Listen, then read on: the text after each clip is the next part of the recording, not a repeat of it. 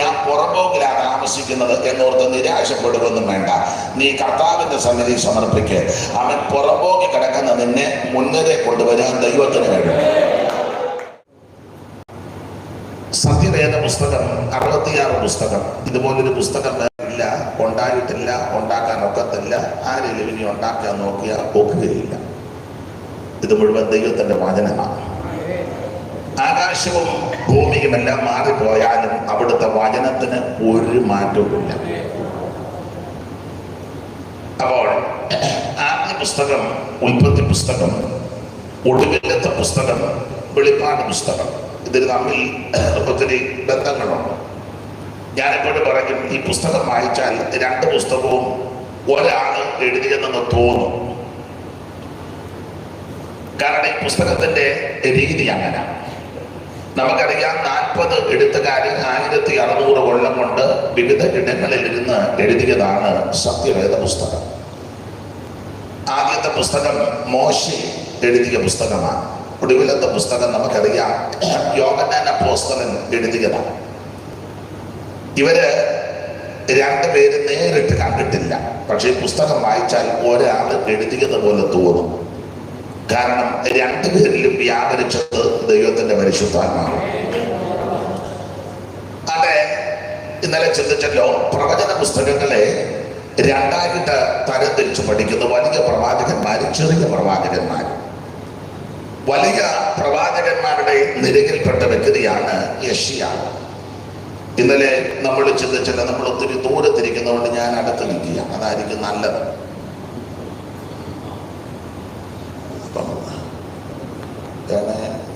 നിങ്ങളൂടെ ഇങ്ങോട്ട് വരികയായിരുന്നെങ്കിൽ നിങ്ങൾ 3 പേരും ഇരിക്കുകയായിരുന്നു, നല്ലതായിരുന്നു.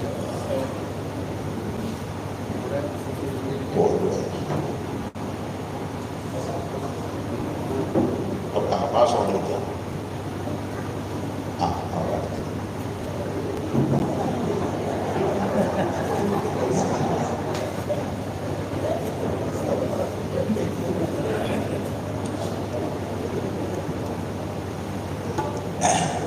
പുള്ളി ഇടയ്ക്ക് 2 പാട്ടൊക്കെ പാടും. അപ്പോൾ യെശയ്യാ പ്രവചനം, ഈ പ്രവചന പുസ്തകത്തെ വേദപുസ്തകത്തിലെ വേദപുസ്തകമാണ്. കാരണം വേദപുസ്തകത്തിന് 66 പുസ്തകം, ഈ പുസ്തകത്തിന് 66 അധ്യായം.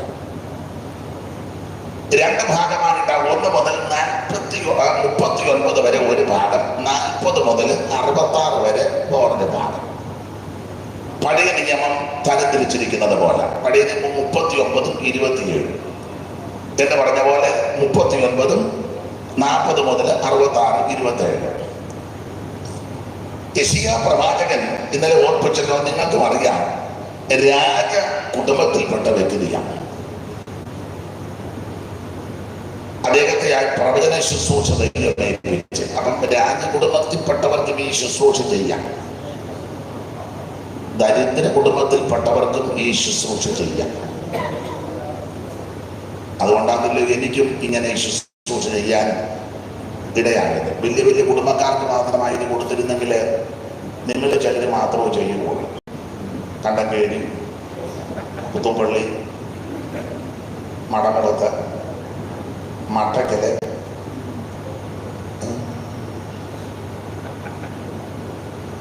ഇല്ലേ? അല്ല, പ്രഗത്ഭരായ ആൾക്കാർക്ക് ഇത് ചെയ്യാൻ പറ്റുള്ളെങ്കിൽ നമ്മൾ ഔട്ടായിരുന്നു.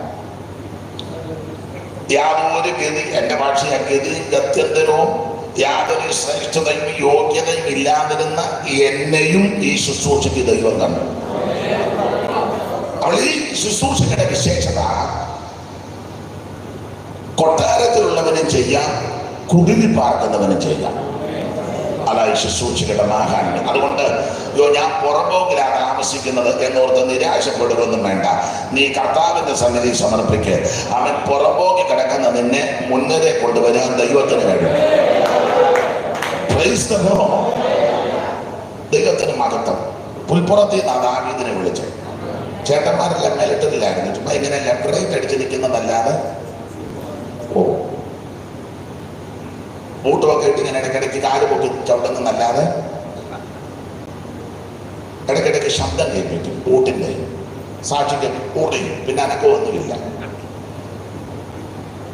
പക്ഷേ ദൈവം ദാവീദിനെ അവിടെ നിന്ന് തിരഞ്ഞെടുത്തു. അപ്പൊ കൊട്ടാരത്തിൽ മാർക്കുന്നവർക്കും ഈ ശുശ്രൂഷ ചെയ്യാം. അപ്പൊ യെശയ്യാവ് രാജകുടുംബത്തിൽപ്പെട്ടയാണ്. യോവാസിന്റെ മകനായ അമസ്യാവിന്റെ മകനായ ആമോസിന്റെ മകനാണ് യേശു. എന്നാൽ ചില സമയങ്ങളുള്ള ദൈവമക്കളുണ്ട്, ആത്മീയ ശുശ്രൂഷയെല്ലാം ദൈവദാസന്റെ ഭാരമേ. ഭൗതിക വിഷയങ്ങൾ അവന് കൈകാര്യം, അത് നല്ലതാണ്. ഉപദേശമാര് ഭൗതിക വിഷയവും അതുകൂടെ എടുക്കാതിരിക്കുന്നതാണ് നല്ലത്. ആത്മീയ ശുശ്രൂഷ ചെയ്യുന്നതാ അതാ നല്ലത്. ഭൗതിക ശുശ്രൂഷ ചെയ്യാൻ വേറെ ചിലരെ നിയോഗിക്കട്ടെ. അങ്ങനെ ആകുമ്പോൾ പ്രമാണം, ഞങ്ങളോ ദൈവവചനം ഉപേക്ഷിച്ച് മേശമേ ശുശ്രൂഷിക്കുന്നത് വിഹിതമല്ല. നിങ്ങളുടെ ഇടയിൽ നിന്ന് ജ്ഞാനവും നല്ല സാക്ഷ്യവും പരിശുദ്ധാത്മ നിറവുള്ള, അങ്ങനെ അവരുടെ യോഗ്യത ആട്ടെ. അപ്പോൾ ഈ 4 വമ്പന്മാരുടെ കാലത്ത് ശുശ്രൂഷ ഇന്നലെ നമ്മൾ ചിന്തിച്ചല്ലോ. കൊന്നൊക്കെ ഒരുത്തനെ വായിച്ച് ഇന്നലെ വായിച്ചത് 26-ന്റെ 16 ആദ്യമായിരിക്കും. 26-16 ഉസിയാവ്. ദിനവൃത്താന്തങ്ങളുടെ 2-ാം പുസ്തകം 26-ന്റെ 16. മൈക്കൂടെ മൈക്കോ. അവൻ ബലവാനായപ്പോൾ അവന്റെ ഹൃദയം അവന്റെ നാശത്തിനായിട്ട് നിഗളിച്ചു. അപ്പൊ ശ്രദ്ധിച്ചേ, ഇവന് ഉസിയാവ് ബലവാനായപ്പോൾ അവന്റെ ഹൃദയം നാശത്തിനായിട്ട് നിഗളിച്ചു. നിഗളം കയറി. നിഗളം അത് വലിയ ബുദ്ധിമുട്ടാണ്. നിഗളം കയറിയാണ്. ഇന്നലെ നമ്മൾ ആ പോയിന്റാണ് നിർത്തിയത്. അഹങ്കരിക്കരുത്, നിഗളിക്കരുത്. ദൈവം നന്മ തരുമ്പോൾ, ദൈവം അവന്റെ വഴികളിൽ കൂടി നടത്തുമ്പോൾ ഒന്നുകൂടെ വിധേയപ്പെട്ടോണം. ഞാൻ ഇതിന് യോഗ്യയല്ലായിരുന്നു, പക്ഷെ എൻ്റെ ദൈവം എന്നെ ഇതുവരെ കൊണ്ടുവന്നു. അധികമായി ദൈവത്തെ മഹത്വപ്പെടുത്തുകയും മനുഷ്യരോട് നല്ല രീതിയിൽ ഇടപെടണം, സഹകരിക്കണം. ഇന്നലെ ഞാൻ പറഞ്ഞല്ലോ 2 പേരിൽ തന്ന പുള്ളിയുടെ കാര്യം. പിന്നെ വന്ന പുള്ളിക്ക് 1 പേരല്ലേ. ഈ ഞാൻ എന്നെ കൂടെ പ്രതിയാക്കി പറയുക. ചിലർക്ക് ചില കൃപയും ഒരു പൊസിഷനും ചില പ്രസംഗിക്കാൻ ചാതുര്യവും സ്റ്റേജും ഒക്കെ കിട്ടിക്കഴിഞ്ഞാൽ എന്തോ ഒരു അഹങ്കാരമാണെന്നറിയാമോ. മിണ്ടുക പോലുമില്ല. പിന്നെ അവർ നടക്കുന്നത് തന്നെ കക്ഷത്തിൽ ഇഷ്ടിയിരിക്കുന്നത് പോലെ.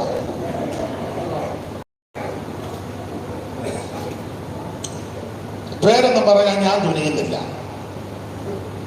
ഏത് മനുഷ്യനും ഉറച്ചു നിന്നാൽ തീർന്നില്ലേ.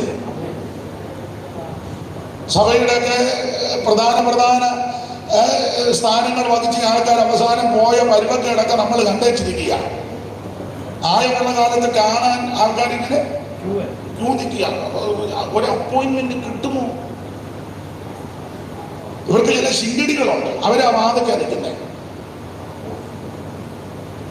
കണ്ണൂരിൽ നിന്നും കാസർഗോഡിൽ നിന്നുമൊക്കെ അനേക ദൈവദാസന്മാര് രാത്രി മുഴുവൻ തീവണ്ടിയായിരുന്ന് ഉറക്ക വളച്ച്, അല്ലെങ്കിൽ ബസ് കയറി ഉറക്ക വളച്ച് സഭയുടെ കേന്ദ്രത്തിൽ വരുമ്പോൾ ഇന്ന് കാണാൻ ഒക്കുകയല്ലെന്ന്.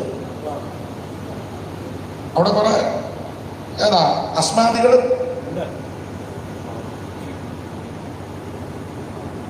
ഞാൻ പറയുന്ന കാര്യം നിങ്ങൾക്ക് പിടി കിട്ടുകയല്ല. തല കിട്ടാഴിയ ഇല്ല. പുള്ളിക്കാരി തലയാട്ടം കിട്ടുന്ന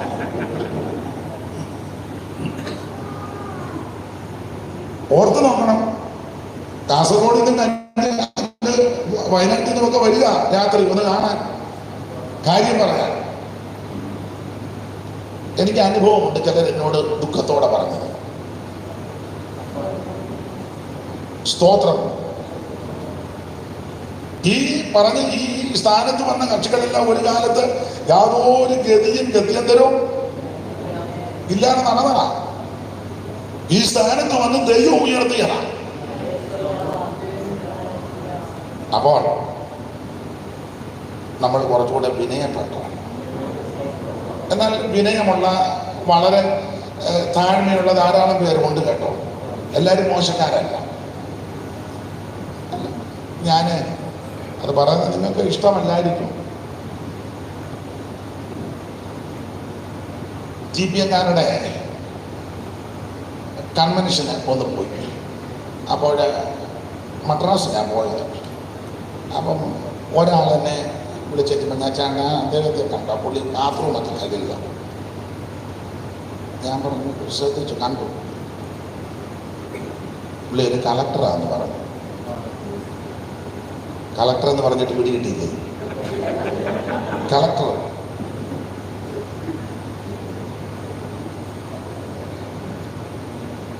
പറഞ്ഞു ചെയ്യിപ്പിച്ചതല്ല. അദ്ദേഹം പറഞ്ഞു എനിക്ക് ആ ജോലി തന്നാ ഡ്യൂട്ടി കിട്ടുമല്ലോ. പുള്ളി പറഞ്ഞു എനിക്ക് അത് തന്നാ മതി എന്ന്. ഞാൻ നല്ല വീക്ഷിച്ചു. പുള്ളി വേറൊരു കാര്യം ശ്രദ്ധിക്കുന്നില്ല. പുള്ളി ആ ബാത്റൂം കഴുകുക, അന്നേരം തൂത്ത് തുടച്ച് വൃത്തിയാക്കി. ചുരുക്കി പറഞ്ഞാൽ ഞാൻ എന്നെ തന്നെയാണ് ശാപിച്ചു.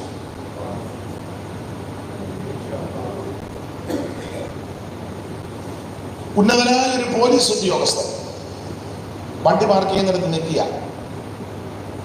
അത് വളരെ വിനയത്തോടെ. നമ്മൾ ഒത്തിരി കണ്ടുപഠിക്കേണ്ടതുണ്ട്. ആട്ടെ, അങ്ങനെ നല്ല മനുഷ്യർ ഒത്തിരി ഉണ്ട് കേട്ടോ. പക്ഷെ നമ്മൾ കണ്ടതെല്ലാം കുഴ തെറ്റിയതിനെയാണ്. നല്ല മനുഷ്യർ ഒത്തിരി ഉണ്ട്. ഇടയ്ക്കൊക്കെ ഞാൻ അങ്ങനെയുള്ളവരെ കാണാറുമുണ്ട്. സ്തോത്രം. ആട്ടെ, നമുക്ക് ആ ഭാഗം വിട്ടേക്കാം. ഈയിടെ ഞാൻ ഒരു വീട്ടിൽ ചെന്നു. വീട്ടിൽ ചെന്നപ്പോൾ ഈയിടെയല്ല, കുറച്ച് നാൾ മുമ്പാണ്. എനിക്ക് അദ്ദേഹത്തെ അറിയത്തില്ലായിരുന്നു. അപ്പം വണ്ടി നിർത്തിയപ്പോൾ അദ്ദേഹം ഓടി വന്നു. പുള്ളി ഡോറ് തുറന്നു. ഞാൻ പറഞ്ഞു വേണ്ട, ഞാൻ ഡോറ് തുറന്നു. പറഞ്ഞിട്ടല്ല കേട്ടോ, കൈക്ക് പിടിച്ചു ഇറങ്ങി വന്നാട്ട്. എന്ത് വിനയമാണ്! തലമുടിയൊക്കെ നരച്ച ആളാണ്. ഞാൻ പറഞ്ഞു ഞാൻ കയറി വന്നാട്ട്. ഒന്നെ ഇരിക്കേണ്ടിടത്ത് ഒന്നുകൂടെ പുള്ളി അതെല്ലാം ഒന്ന് എനിക്ക് വളരെ വിനയമായിട്ട് എന്നോടിക്കാൻ മധുരം ഇട്ടത് ഉപയോഗിക്കും. എന്ത് ഭവ്യതയോടെ ഞാൻ പറഞ്ഞു ഉപയോഗിക്കും. പുള്ളി അകത്ത് എന്ന് പറഞ്ഞതെല്ലാം കൊണ്ട് തന്നു. സംസാരവും വിനയവും ഒക്കെ എന്തോ വിനയമാണ്. അപ്പം ഞാൻ ഇതെല്ലാം കഴിഞ്ഞ് അദ്ദേഹത്തിൻ്റെ ജ്യേഷ്ഠൻ്റെ മകൻ എന്നോട് പറഞ്ഞു ഇന്നയാളാന്ന് പറഞ്ഞു. അന്തം വിട്ടു. എനിക്ക് ആദ്യം അറിയത്തില്ല. അപ്പം എന്നിട്ട് അതിനോട് ചേർത്ത് പറയാം, ബാബുച്ചായന് 8 ഡോക്ടറേറ്റ് ഉണ്ടെന്ന്. $150 കൊടുത്ത് മേടിച്ചതല്ല. അതവിടെ ചെല്ലുമ്പോൾ കിട്ടും. കഷ്ടപ്പെട്ട് നന്നായിട്ട് പഠിച്ചധ്വാനിച്ചു. ധാരാളം പുസ്തകം എഴുതിയിട്ടുണ്ട്. നിങ്ങൾ ഇനിയും പറയുമ്പോൾ അറിയും. പ്രഥമസഭയുടെ പ്രധാനപ്പെട്ട ഒരാളാണല്ലോ ജോർജ് ബോഷി മൈലപ്പുറ. അദ്ദേഹത്തിൻ്റെ ഉപ്പാപ്പൻ്റെ കാര്യമായി പറഞ്ഞു ഡോക്ടർ ബാബുച്ചായൻ.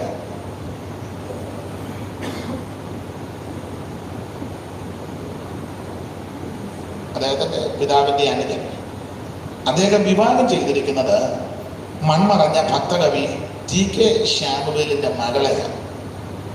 അവർ ബോംബെയിലുണ്ട്. ആ മനുഷ്യൻ്റെ വിനയവും സമീപനവും സംസാരവും ഇടപാടും എന്തോ ഞാൻ മുമ്പേ പറഞ്ഞപ്പോൾ എനിക്കങ്ങ് ലജ്ജ തോന്നി. എന്നെ നമ്മൾ ഈ കളസമല്ലായിട്ട് വലിയ ആള് വെച്ചിരിക്കുകയാണ്. ഇംഗ്ലീഷ് കൂട്ടി വായിക്കാൻ പോലും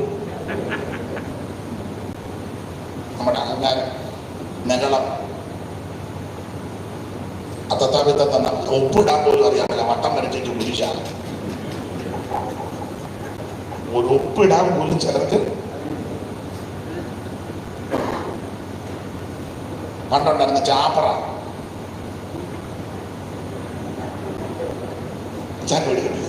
പഴയ ഉപ്പ ചാപ്പറ.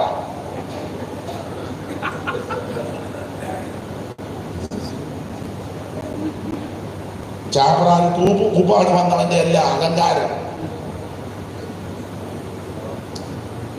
അപ്പൊ ഞാൻ പറഞ്ഞത് നല്ല മനുഷ്യർ ഒത്തിരിയുണ്ട്. കണ്ടുകിട്ടൊക്കെ വലിയ പ്രയാസമാക്കി ജീവിതയാത്രയിൽ ചിലരെ കാണാറുണ്ട്. അപ്പൊ നമ്മളെ തന്നെ, ഞാൻ എന്നെ തന്നെ ഒന്ന് പഴിക്കും. നമ്മുടെ അഹങ്കാരം ചിലക്ക് അങ്ങ് നികളവും അഹങ്കാരം നമ്മൾ ഏതാണ്ടല്ല ആയെന്ന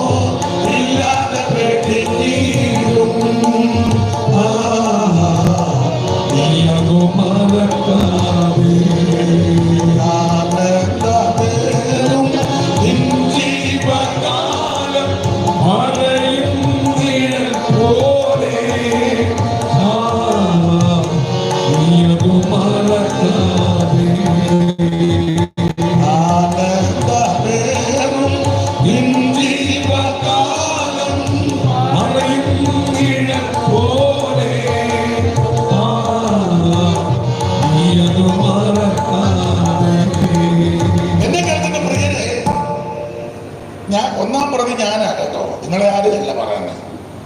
നമ്മുടെ അഹങ്കാരവും നികളവും ഈ ശുശ്രൂഷ കഴിഞ്ഞ് ഗേറ്റിന്റെ അവിടെ ചെല്ലുമെന്ന് തന്നെ ഉറപ്പം.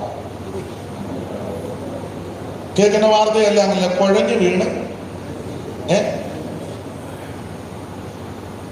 നികളിക്കരുത്. ഞാൻ എന്നെ പ്രതിയാക്കി പറയാം. സ്തോത്രം. കൺവെൻഷനൊക്കെ പ്രസംഗിക്കുന്ന എല്ലാവരുമല്ല, ചിലർ എന്തോ. ഇനി അവരോട് നമ്മൾ ചോദിച്ചു പറയും, അകത്തല്ല അങ്ങ് താഴ്മ. പക്ഷെ പുറമെ എല്ലാവർക്കും കൈ കൊടുക്കുക, എല്ലാവരും മിണ്ടുകയല്ല, സഹകരിക്കത്തില്ല. നിങ്ങൾ ചിലരെ ശ്രദ്ധിച്ചേ, കയറി നിന്ന് ഭയങ്കര വകുപ്പ് പറയും. ഈ പ്രസംഗം ഒരു കലയാണ്. പിന്നെ ഇച്ചിരി ദൈവകൃപയും കൂടെ ഉണ്ടെങ്കിൽ കുറച്ചുകൂടി ഒക്കും. അങ്ങനെയൊക്കെ ഒത്താണ് നമ്മൾ ഈ നിൽക്കുന്നത്. ഞാൻ പിന്നെ പിടിച്ചു നിൽക്കുന്ന പ്രസംഗത്തിന്റെ മെച്ചമല്ല, ഇടയ്ക്കിടയ്ക്ക് പഴയ പാട്ട് പാടി ഇങ്ങനെ പിടിച്ചു നിൽക്കുക അല്ല പ്രസംഗത്തിന്റെ. ഇവരുള്ളത് കൊണ്ട് വലിയ കുഴപ്പമില്ലാതെ ഞാൻ പോകുന്നു. റൂട്ട് തെറ്റിയാലും അവരത് മാനേജ് ചെയ്ത് കൊണ്ടുവരും. ഇടയ്ക്കിടയ്ക്ക് അവർ രണ്ടും നോക്കി ചിരിക്കും, ഞാൻ തെറ്റിച്ചത്. അതും എനിക്കറിയാം. ഒരു തരത്തിൽ അങ്ങ് നിന്ന് പോവുക. അല്ലെങ്കിൽ കൺവെൻഷന് പ്രസംഗിക്കുന്ന ചിലര് എല്ലാവരോടും വന്നു. അടുത്ത കാലത്ത് ഒരാൾ ഒരു സ്ഥലത്തിരിക്കുന്നു, ഞാൻ അങ്ങോട്ട് ചെന്ന് കൈ കൊടുത്തിട്ട് പോലും വരും. നമുക്ക് സംഘം. പക്ഷെ അവര് കയറി നിന്ന് പറയുന്നതൊക്കെ സ്നേഹം, അഗാപേ. എന്താണ് സ്നേഹം?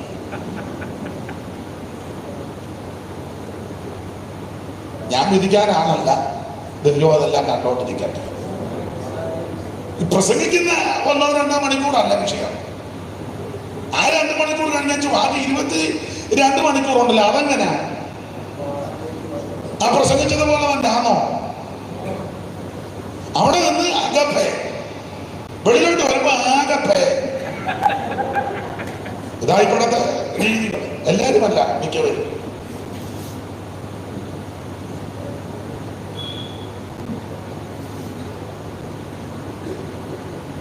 എന്നാലും ചിലരുടെയൊക്കെ വിനയം. അയ്യോ, ഞാൻ ശുശ്രൂഷ ചെയ്യുന്ന ചിലര് വളരെ വിനയമുള്ള ഒത്തിരി പേരുണ്ട്. എനിക്കറിയാം. ചിലര് ആകെ 2 പാട്ടുമായിട്ട് ഇറങ്ങിയേക്കുന്നത്. 2 പാട്ടുകളുണ്ട്. മരണ വീട്ടിലും അത്, കല്യാണത്തിനും അത്, വീട് പ്രതിഷ്ഠയ്ക്കും. ആണ് എന്നെ എങ്ങനെ പിരിയം വെട്ടിക്കുന്നത് ഞാൻ കണ്ടു. ഉള്ള കാര്യമല്ലേ പറയുന്നത്. പാടാ. പക്ഷെ ചിലരുടെ എന്തുവാ ഭാവവും രീതിയൊക്കെ നിങ്ങൾ ശ്രദ്ധിച്ചിട്ടില്ലേ? നിങ്ങൾ ഈ എന്നാ തെറ്റിദ്ധരിക്കരുത്. ഈ കച്ചേരിയൊക്കെ നടത്തുന്ന ചിലരുണ്ട്. അല്ലെങ്കിൽ നിങ്ങൾ അവരെ നമ്മൾ പോയി കാണാറില്ല. ഇപ്പം ഈ ഇതിനകത്തൊക്കെ കാണുന്നത് കൊണ്ട് ഞാനും ചില പാട്ടുകൾ ശ്രദ്ധിക്കാറുണ്ട്. അപ്പം അങ്ങനെ ശ്രദ്ധിച്ചു വരുന്ന കൂട്ടത്തിലെ കച്ചേരിയൊക്കെ എന്ത് ഭക്തിയോടെ അവർ പാടുന്നതെന്നറിയാമോ? ഭയങ്കര ഭക്തിയാണ്. എനിക്ക് സംഗീതം ഇഷ്ടമാണ്, പാടാനുമൊന്നും അറിയത്തില്ല. ട്യൂണും ശ്രുതിയും എല്ലാം തെറ്റുകയോ ബിനോയ് ഞാൻ പാടുമ്പോൾ? അതെ, എനിക്കറിയാം, എനിക്കത് തെറ്റുകയാണ്. എന്നാലും ഇതിനോട് വലിയ താല്പര്യവും ആർത്തിയുള്ളത് കൊണ്ട് പാടുന്നതൊന്നും ഞാൻ പറയത്തില്ല, പറയുക. അപ്പോഴേ ഈ ഹൈന്ദവരായ ചില ഭക്തരായ പ്രിയപ്പെട്ടവരുണ്ട്. മൺമറഞ്ഞ ഒത്തിരി ഭക്ത ശിരോമണികളുണ്ട് സംഗീതത്തില്. ചെമ്പൈ, പിന്നെ ആരെ കേൾക്കുന്നു? ചെമ്പൈ,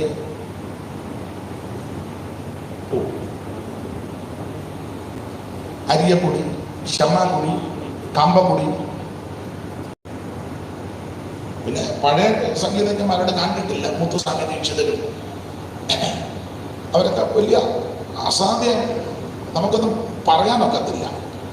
അതുപോലെ ഒരാളുണ്ടായിരുന്നല്ലോ നമ്മുടെ അഷ്ടപതി, പേര് മറന്നുപോയി.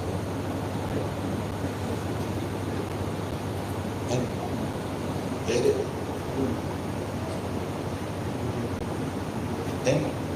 അതൊരാ പേര് ഞാനൊക്കെ മറന്നു. അവരൊക്കെ വലിയ വിദ്വാന്മാരാണ്. പക്ഷെ ഞാൻ ശ്രദ്ധിച്ചിട്ടുണ്ട്, അവരാ വന്നിരിക്കും അവരുടെ ഭക്തി അതിലിങ്ങനെ ലയിച്ച് വളരെ ഭക്തിയോടെ. അതൊക്കെ ഒത്തിരി നല്ല മാതൃകകളാണ്. നമ്മുടെ ചില ആൾക്കാർക്ക് ഇങ്ങനെയുള്ള ഭക്തിയൊന്നുമില്ല. വന്നിരുന്നാന്ന് പ്രാർത്ഥിക്കത്ത് പോലുമില്ല. ഉപ്പനിരിക്കും പോലെ ആയിരിക്കും. എല്ലാവരുടെയും കാര്യമല്ല. അവിടെ ഇരുന്ന് പിന്നെ വേറെ ബിസിനസ്സുകളാണ്. ഇതൊന്നും ശരിയല്ല. ഇതൊക്കെ മാസ്റ്റർമാര് പറഞ്ഞാൽ പിന്നെ പ്രശ്നമാണ്. എനിക്ക് പിന്നെ ഇതൊന്നും വിഷയമല്ല. എനിക്ക് തോന്നുന്ന കാര്യം വചനത്തിന്റെ അടിസ്ഥാനത്തിൽ അന്നേരം പറഞ്ഞിരിക്കും. ഇഷ്ടപ്പെട്ടാലും കൊള്ളാം, ഇഷ്ടപ്പെട്ടില്ലേലും കൊള്ളാം. അപ്പൊ ഒരു കാര്യം ഇന്ന് രാത്രി പറയാം, എല്ലാ മേഖലകളിലും നമ്മൾ വിനയത്തോടെ, താഴ്മയോടെ, ഭക്തിയോടെ, ഭയത്തോടെ വേണം ദൈവത്തെ ഭജിക്കാൻ. നമ്മുടെ വിഷയത്തിൽ വരാം. ഇങ്ങനെ പറഞ്ഞ അങ്ങനെ പോകും. ഈ ഉസിയാവ് അവന്റെ ഹൃദയം നിഗളിച്ചു, നാശത്തിനായിട്ട് നിഗളിച്ചിട്ട് ഇവൻ ധൂപകലശം എടുത്തുകൊണ്ട് ധൂപം കാട്ടാൻ അങ്ങ് ചെന്നു. അപ്പം അസരിയ പുരോഹിതനും യഹോവയുടെ കൂടെ യഹോവയുടെ ശുശ്രൂഷകന്മാരായ 80 പുരോഹിതന്മാർ വിലക്കി യോജിച്ച് ചെയ്യരുത്, ഇത് ഞങ്ങൾ ചെയ്യുന്ന ശുശ്രൂഷയാണ്. ഇവനത് അഹങ്കരിച്ചിട്ട് അവിടെ കിടന്ന് വഴക്കുണ്ടാക്കി. 19 വാക്യം വായിച്ചേ. 19. ധൂപം കാട്ടുവാൻ കയ്യിൽ ധൂപകലശം പിടിച്ചിരിക്കെ ഉസിയാവ് കോപിച്ചു. എങ്ങനെയുണ്ട്? പള്ളിക്കകത്ത് വെച്ചാ കോപിച്ച്. പള്ളിക്കകത്ത് ധൂപം കാട്ടാൻ ചെന്നപ്പോൾ അസരിയ പുരോഹിതനും 80 പേരും പറഞ്ഞു, നിനക്ക് വിഹിതമല്ല, ഇത് ലേവ്യ പുരോഹിതന്മാരാ ചെയ്യേണ്ടത്, നീ രാജാവ് ഭരണം നടത്തിയാൽ മതി. ഇവനത് ഗവനിച്ചില്ല. അവൻ അവിടെ കിടന്ന് വഴക്കുണ്ടാക്കി, കോപിച്ചു. എങ്ങനെയുണ്ട്? ഇങ്ങനെ പള്ളിക്കകത്ത് വഴക്കുണ്ടാക്കിയ ഉസിയാവിന്റെ കാലത്ത് യെശയ്യാവ് പ്രവചന ശുശ്രൂഷ ചെയ്തത്. എന്ത് ബുദ്ധിമുട്ടാണെന്നറിയോ വഴക്കുണ്ടാക്കുന്നവരുടെ സഭയെ ശുശ്രൂഷിക്കാന്ന് പറഞ്ഞ? 2 വീട്ടുകാർ തമ്മിൽ കൊമ്പ, 2 വ്യക്തികൾ തമ്മിൽ കൊമ്പ, 2 കുടുംബക്കാർ തമ്മിൽ. അങ്ങനെയുള്ള സഭയിൽ പ്രസംഗിക്കുന്ന ശുശ്രൂഷിക്കുന്ന എന്ത് അത് ശുശ്രൂഷിച്ചോട് ചോദിക്കണം. നമ്മൾ ഏതെങ്കിലും വിഷയം പ്രസംഗിക്കുമ്പോൾ മറ്റേ പുള്ളിക്കിട്ട് കൊള്ളുമ്പോൾ അവൻ ഉണ്ടാവും.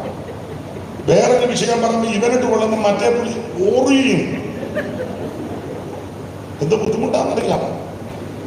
യോഗം കഴിയുമ്പോൾ 2 പേരും വന്ന് പറയും, അവന് നല്ല കണക്കിന് കിട്ടി. മറ്റവൻ ഉച്ച കഴിഞ്ഞ് വിളിച്ചു പറയും, കൊടുത്തല്ലോ എന്ത് ബുദ്ധിമുട്ടാണെന്നറിയാം. എൻ്റെ ഒരു രീതി, ഞാൻ ഞാൻ കാണിക്കുന്നെന്ന് എനിക്കറിയാം, തെറ്റാണെന്ന് എനിക്കറിയാം. ഞാൻ കഴിവിൻ്റെ പരമാവധി യോഗമൊക്കെ തുടങ്ങിക്കഴിഞ്ഞേ ചെയ്യുള്ളൂ. ഈ നേരത്തെ ചെയ്തിരുന്നാൽ എന്തെങ്കിലുമൊക്കെ ആരെങ്കിലുമൊക്കെ സൂചിപ്പിക്കുകയോ പറയുകയോ ചെയ്യും. അപ്പൊ അതെങ്ങാനും പ്രസംഗ വിഷയത്തിൽ വന്നാൽ അവര് അടുത്ത പുള്ളിയോട് പറയും, ഞാൻ നേരത്തെ പുള്ളിയോടൊന്ന് അത് വേണ്ട, നിന്റെ മണി മനസ്സിലിരുന്നാൽ മതി, അത് മനസ്സിലങ്ങ് ഇരുന്നാൽ മതി. അവിടെ നേരത്തെ ചെല്ലത്തില്ല. തെറ്റാ കാണിക്കുന്നെന്ന് എനിക്കറിയാം. സമയത്തിന് മുന്നേ വരുന്നതാണ് നല്ലത്. പക്ഷെ മിക്ക കിട്ടുന്ന അനുഭവം ഉണ്ട് കേട്ടോ. ഇപ്പോഴല്ല, നേരത്തെ. പക്ഷേ അവിടെ ഒരു കട്ട മീശക്കാരൻ വരും, അവനോടൊന്ന് എന്നോട് പറഞ്ഞിട്ടുണ്ട്. കൂടുതൽ ഗ്ലോറി പറഞ്ഞ അമ്മാവ ഒരു സൈഡ് സീറ്റിലായിരിക്കുന്നത് ഒന്ന് കൊടുത്തേക്കണം. ഇത് പണ്ട് പറഞ്ഞിട്ടുണ്ട്. നമ്മൾ പ്രസംഗിച്ചു വരുമ്പോൾ ഇതിനോട് ബന്ധപ്പെട്ട് എന്തെങ്കിലും വിഷയം വന്നാൽ ഇവര് പറയും, അപ്പം ഞങ്ങൾ നേരത്തെ പറഞ്ഞാണെന്ന് പുള്ളിയോടൊന്ന് അവിടെ ഞാൻ പോകത്തുമില്ല. യോഗത്തിന് അങ്ങോട്ട് ചെല്ലുമ്പം ആരേലും അതിന് മുമ്പ് വിളിച്ചാൽ ഞാൻ അവിടുത്തെ ശുശ്രൂഷകനാണെങ്കിൽ അല്ലെങ്കിൽ നേരത്തെ പറയും, ഇന്ന സമയത്ത് വരും. അന്നേരം പിന്നെ വിളിച്ചാൽ എടുക്കുകയല്ല, അത് പിണങ്ങിയിട്ടൊന്നും വരും. ഇത് കഴിഞ്ഞെടുക്കും. ഒത്തിരി അനുഭവങ്ങൾ ഉള്ളത് കൊണ്ടാണ് ഇങ്ങനെ പറയാൻ. ഒരിക്കലൊരു സഭയിൽ ശുശ്രൂഷിച്ചു. ചില വിഷയം പ്രസംഗം പറഞ്ഞു, ഭയങ്കര ബഹളം ഉണ്ടായി. ആ സഹോദരിയും പറഞ്ഞു, ഇത് പറഞ്ഞു കൊടുത്തിട്ടാണ് പറഞ്ഞു. അപ്പൊ പാസ്റ്റർ പറഞ്ഞു, ഞങ്ങൾ മിണ്ടിയിട്ടില്ല. ഇല്ല, ഞങ്ങൾ പറഞ്ഞ അതേ ഡയലോഗാണല്ലോ പുള്ളി പറഞ്ഞു. അപ്പൊ ഇത് പറയാനാണ്. അങ്ങനെ ചില സംഭവങ്ങൾ ഉണ്ടായിട്ടുണ്ട്, ഒന്നല്ല പല ആവർത്തി. അപ്പൊ അതിനുശേഷം പിന്നെ ഞാൻ വളരെ ശ്രദ്ധിച്ച, തെറ്റാ നേരത്തെ എന്തെങ്കിലും തെറ്റാ മതി, എന്നാലും ശല്യമില്ലല്ലോ. സ്തോത്രം. അപ്പൊ ഞാൻ പറഞ്ഞതിന്റെ സാധനം വഴക്കുണ്ടാക്കുന്നവരുടെ ശുശ്രൂഷിക്കുന്ന വലിയ ബുദ്ധിമുട്ടാണ്, വലിയ പ്രയാസമാണ്. അപ്പൊ ഉസിയാവ് പള്ളിക്കകത്ത് വഴക്കുണ്ടാക്കി. ആ പള്ളിക്കകത്ത് വഴക്കുണ്ടാക്കിയ ഉസിയാവിന്റെ കാലത്ത് യെശയ്യാവ് ശുശ്രൂഷ ചെയ്തത് 50 കൊല്ലം പ്രവചന ശുശ്രൂഷ ചെയ്തു. അവനൊരു മകനുണ്ടായിരുന്നു. അവൻ അതിലും മെനക്കേട്. കാരണം 27-1 27-ാം യോഥാം വാഴ്ച തുടങ്ങിയപ്പോൾ അവന് 25 വയസ്സായിരുന്നു. 25 വയസ്സ്. അവൻ 16 സംവത്സരം യെരൂശലേമിൽ വാണു. അവന്റെ അമ്മയ്ക്ക് യെരൂഷ എന്നു പേര്. അവൾ സാദോക്കിന്റെ മകളായിരുന്നു. അവൻ തന്റെ അപ്പനായ യഹോവയുടെ ആലയത്തിലേക്ക് അവൻ കടന്നില്ല. അവൻ പള്ളിക്കകത്ത് കയറുകയല്ല. പള്ളിക്കകത്ത് എങ്ങനുണ്ട്? അപ്പൻ പള്ളി കിടന്ന് വഴക്കുണ്ടാക്കി. മോൻ പള്ളിക്കകത്തോട്ട് യുവന്മാരുടെ കാലത്ത് ശുശ്രൂഷ ചെയ്യുന്നത്. ദീർഘമാക്കുക. യവനൊരു മകനുണ്ടായിരുന്നു.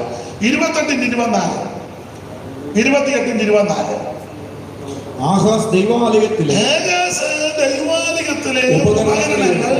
ഉപകരണങ്ങളെ എടുത്ത് ദൈവാലയത്തിലെ ഉപകരണങ്ങളെ ഉടച്ചു.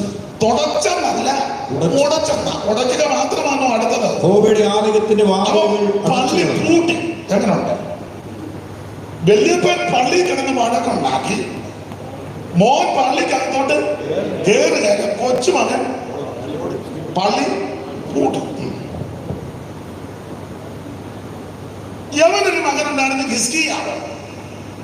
അവനെന്തോ ചെയ്തു? വായിച്ചേ. രാജാക്കന്മാരുടെ 2-ാം പുസ്തകം 18-ാം അധ്യായത്തിന്റെ 15-ാമത്തെ വാക്യം ഒന്ന് വായിച്ചേ. ഹിസ്കിയാവ് യഹോവയുടെ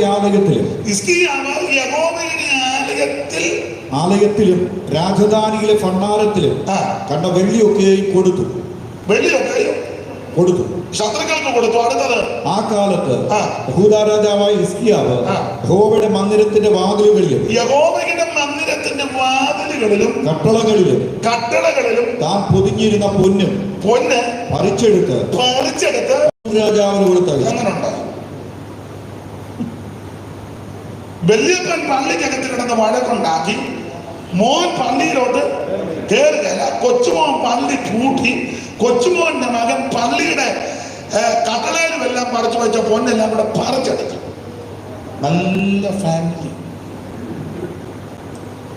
ചില പടത്തിലെ ഞങ്ങൾ അരിസ്റ്റോക്രാറ്റ്, ഇത് റോയൽ ഫാമിലിയാണ്.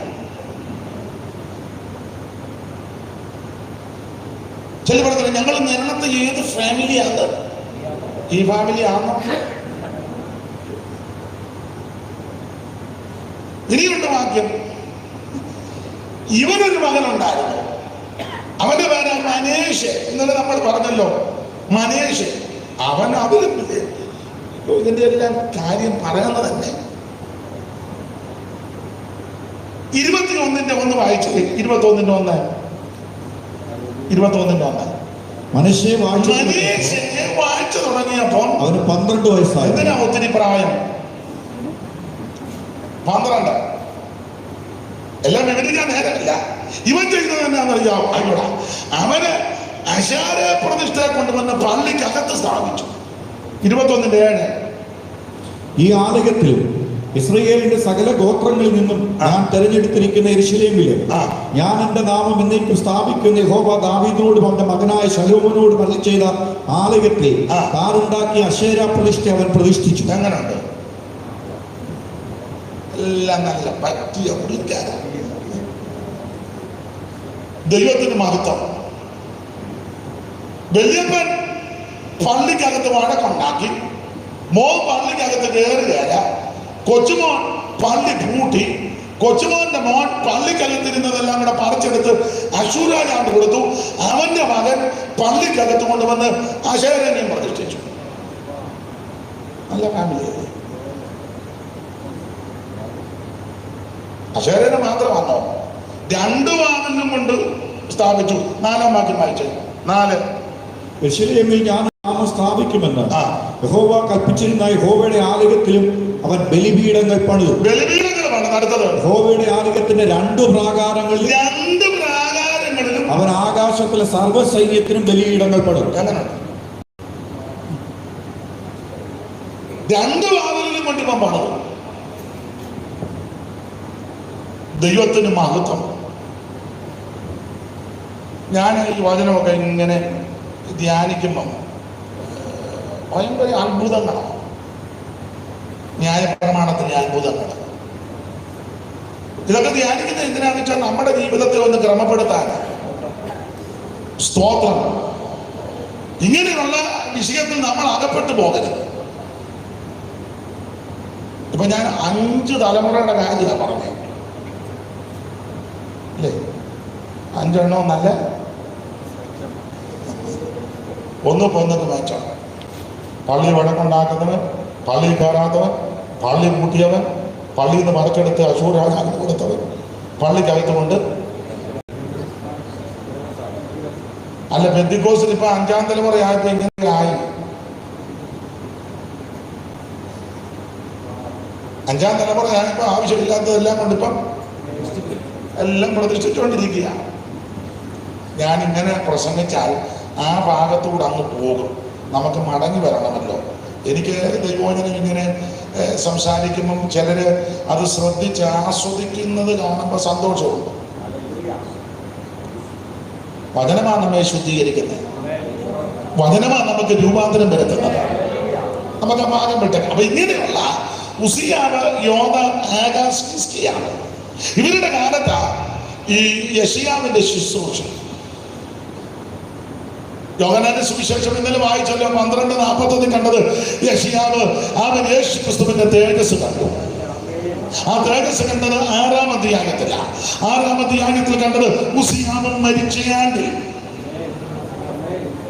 ഉസിയാവ് മരിച്ചു കഴിഞ്ഞപ്പോൾ അവൻ കർത്താവ് ഉയർന്നു പൊങ്ങിയുമുള്ള സിംഹാസനത്തിൽ ഇരിക്കുന്നത് യെശയ്യാവ് കണ്ടു. അതിന്റെ ചരിത്രം, ഉസിയാവ് ഈ പുഴപ്പടിക്കാരനാണെങ്കിലും ഭരണതന്ത്രജ്ഞനായിരുന്നു. ഈ ഭാഗ്യങ്ങളെല്ലാം എടുക്കുക. അഗ്രികൾച്ചർ പുള്ളിയുടെ കാലത്ത് വളരെ മെച്ചമായിരുന്നു. അഗ്രികൾച്ചർ എന്ന് പറഞ്ഞാൽ 4 നേരം കഴിക്കുന്നുണ്ടല്ലോ. അതായത് ഫുഡ് കൂട്ടാൻ നീ പറയാം.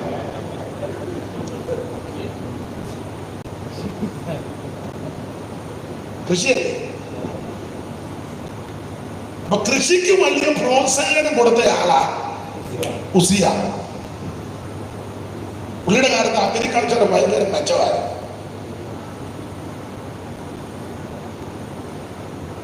അതിൽ നിന്ന ഈ അഗ്രികൾച്ചറും കൾച്ചറും തമ്മിൽ ബന്ധമാണ്. അഗ്രികൾച്ചർ നശിച്ചാൽ കൾച്ചറും പോകും. ഞാനൊരല്പം പുറകോട്ട് ഇറങ്ങി വരിക വന്നോട്ടെ. എവിടെല്ലാം അഗ്രികൾച്ചർ നശിച്ചിട്ടുണ്ടോ അവിടെ കൾച്ചറും പോയിട്ടുണ്ട്.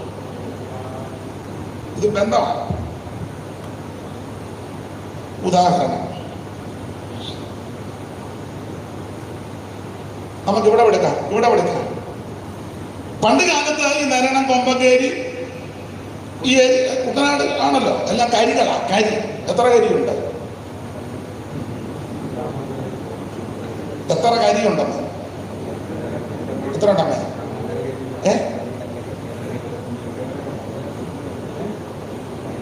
ഒത്തിരി ഉണ്ട്. കണ്ടശ പണിക്കരോട് ചോദിച്ച പോലെ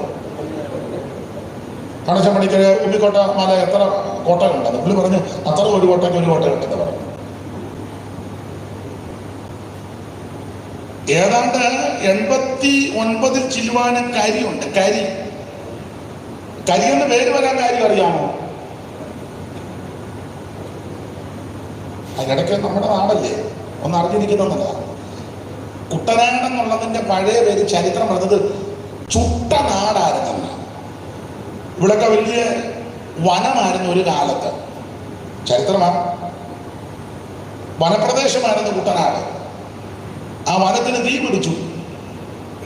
അറിയാമോ? വനത്തിന് തീ പിടിച്ചു. പണ്ട് 4ാം ക്ലാസ്സിലാണെന്ന് തോന്നുന്നു ഞാൻ ഒരു പാഠപുസ്തകത്തിൽ പഠിച്ചു, നിങ്ങളും പഠിച്ചു. കാട്ടുതീയിൽപ്പെട്ട കുടുംബം. ആ പരി ഇങ്ങനെ വേണ്ടി കരഞ്ഞു തുടങ്ങിനാൻ രചിതാനുമപ്പോൾ പഠിച്ചോ?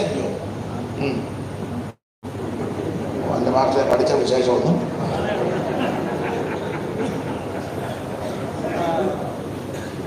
അപ്പോൾ കാട്ടുതീയിൽപ്പെട്ട കുടുംബം, ഒരു പക്ഷിയും കുഞ്ഞുങ്ങളും നമ്മൾ കണ്ടതല്ലേ. അപ്പൊ അത് ചരിത്രമാണ്. ഈ കുട്ടനാട് ഒരു കാലത്ത് വനപ്രദേശമായിരുന്നു. ഇത് തീ കൊണ്ട് നശിച്ചു. അങ്ങനെ നശിച്ച് അതിന് ചുട്ടനാട് ലോപിച്ചാണ് കുട്ടനാട്. അങ്ങനെ ഉണ്ട്. ഉദാഹരണം ചിങ്ങവനം സിംഹവനമായിരുന്നെന്നാണ്. അത് ലോപിച്ച് ഒത്തിരി കൊണ്ട് ഉദാഹരണങ്ങൾ. ചങ്ങനാശ്ശേരി ശംഖനാഥശ്ശേരി പഴയ പേര്. അതങ്ങനെ ഒത്തിരി പറയാണ്ട് പോട്ടെ.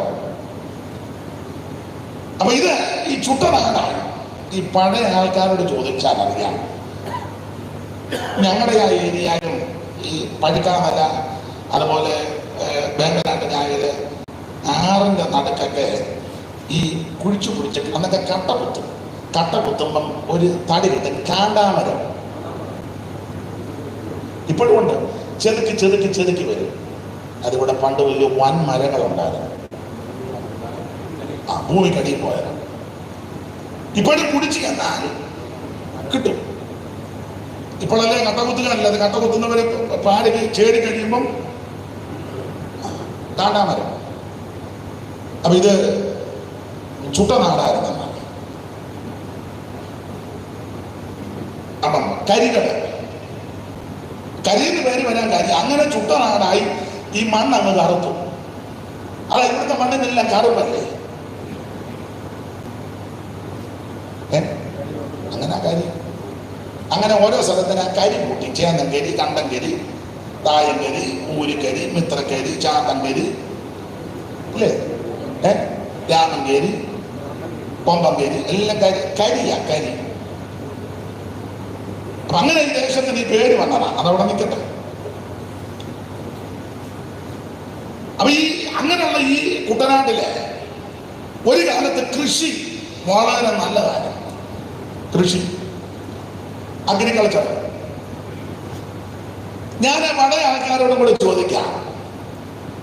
അന്ന് കൃഷി വെള്ളം വറ്റിക്കുന്നു, മട കെട്ടുന്നു, മട കുത്തുന്നു, വിത്ത് കെട്ടിയിടുന്നു, അത് കിളിച്ച് കഴിയുമ്പോൾ എടുത്ത് ഇട്ടേച്ച് മട്ടി, അന്നൊക്കെ മട്ടിയാ അല്ലേ? മട്ടി കണ്ടിട്ടുണ്ടോ? മട്ടിക്കകത്താ അതൊക്കെ വിതയ്ക്കുന്നതൊക്കെ നല്ല അത് നന്നായിട്ട് ചെയ്യുന്നവരുണ്ട്. പിന്നെ പാടം പറ്റിക്കണം, സഹോദരിമാർക്കും പണിയാ, കട്ട നിരത്തുക, ഞാണ് നടുക, എന്തെല്ലാം ജോലികളാണ്. ഈ വീടുള്ള വസ്തു അല്ലെങ്കിൽ കൃഷിയുള്ള വീട്ടുകാർക്കും ബന്ധപ്പാടാണ്. പണിയാൻ വരുന്നവർക്ക് ആഹാരം ഉണ്ടാക്കണം, കന്നുകാലി കാണും, പിന്നെ കൊയ്ത്ത് കഴിഞ്ഞാൽ കൃഷി തൂവിടണം, അതൊക്കെ വലിയ പണിയാണ്. അപ്പൊ ഇതെല്ലാം അഗ്രികൾച്ചറാണ്. അപ്പൊ അഗ്രികൾച്ചർ അന്ന് നല്ലതായതുകൊണ്ട് ഇത്ര പ്രശ്നം വന്നില്ല. ഉണ്ടോ? ഇല്ല. കണ്ടത്തിലോട്ട് പോകുമ്പോൾ തോമാച്ച വെള്ളം മട വരുന്നോ? ഞാനും വരെ, ഞങ്ങളുടെ കൂടെ ഒന്നിച്ചു കൂടി ഇവിടുന്ന് ചാല അങ്ങോട്ട് വെച്ചുകൊണ്ട് അവരിങ്ങോട്ട് പുള്ളി വെള്ളം ഇങ്ങോട്ട് തന്നു, എന്നാൽ ഒരു റൂം അങ്ങോട്ട് വെച്ചേക്കാം. അപ്പൊ ഇവിടെ നമ്മൾ ഇരുന്നുകൊണ്ട് ഒരു ബന്ധമായി ഇല്ലേ?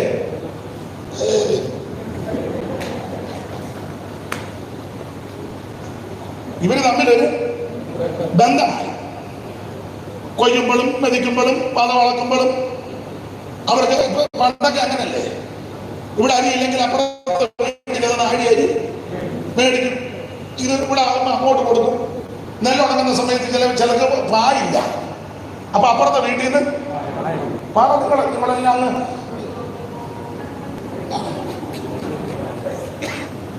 അങ്ങനല്ലേ അങ്ങോട്ട് മേടിക്കും. അപ്പൊ അവര് പറയുമ്പോൾ മുള പിടിച്ചിട്ട് ഉണ്ണി തരാമോ, അടുപ്പയിലിടാനാ ഉണ്ടെ അങ്ങോട്ട് കൊടുത്തു. ഇതിന്റെ എല്ലാം മൂല കാരണം അഗ്രികൾച്ചർ നല്ലതാണ്. അപ്പൊ അന്ന് നമ്മുടെ പ്രശ്നമില്ല. കൊടുക്കുകയും വാങ്ങുകയും സഹകരിക്കുകയും വേദിയൊന്നുമില്ല, മതിലുമൊന്നും ഇല്ല. കറ്റം കെട്ടിക്കൊണ്ട് ചിലപ്പോ ഇവരുടെ പുറകത്തിൽ കൂടെ ആയിരിക്കും കളത്തിലോട്ട്. ഞാനതിൻ്റെ ഒരു വശമായി പറയാൻ സഹകരണം. ഇന്നോ അഗ്രികൾച്ചർ പോയി, മിഷ്യൻസ് ഒത്തിരി വന്നു. എല്ലാവരുടെ കയ്യിൽ മൊബൈല്, ആരും സഹകരിക്കുക. നമ്മളൊരു വീട്ടിൽ ചെന്നേ എല്ലാം കുനിഞ്ഞു നിൽക്കുക.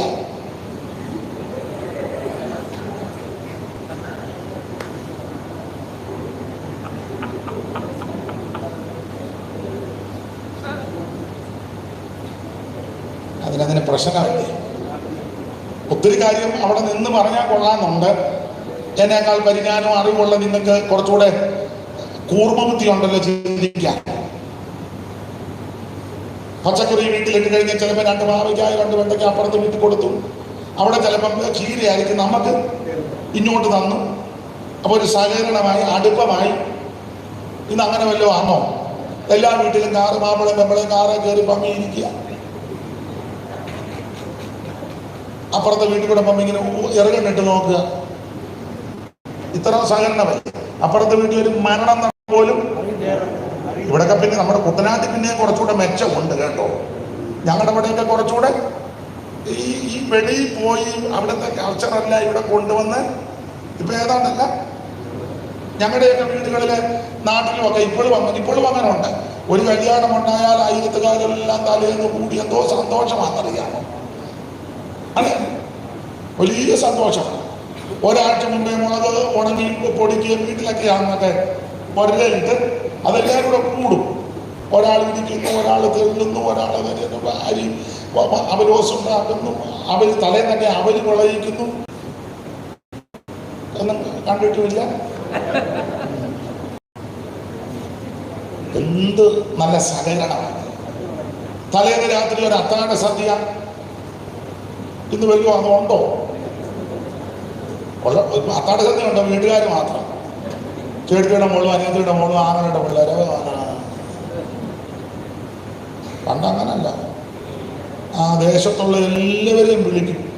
അതൊരു സഹകരണമാണ്. തന്നെയല്ല വീട്ടുകാരധികം ബന്ധപ്പെടുകയില്ല, അവരാ എല്ലാ കാര്യവും ചെയ്യും. എന്തോ നല്ല.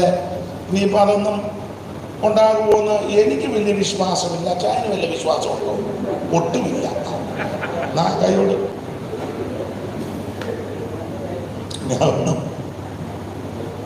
പക്ഷെ എന്നാൽ ഇനി അങ്ങനെ ഒരു കാലം വരും. നമ്മുടെ കർത്താവിന്റെ ഭരണം കർത്താടെ സത്യം ഉണ്ടെന്നല്ലേ പറഞ്ഞ. അത് കയറി വ്യാഖ്യാനിക്കരുത്. കാട്ടുപാമ്പോണ്ടോത്തു മേളിക്കും കുട്ടികളെന്ന വാദമുണ്ടാകയില്ലേ.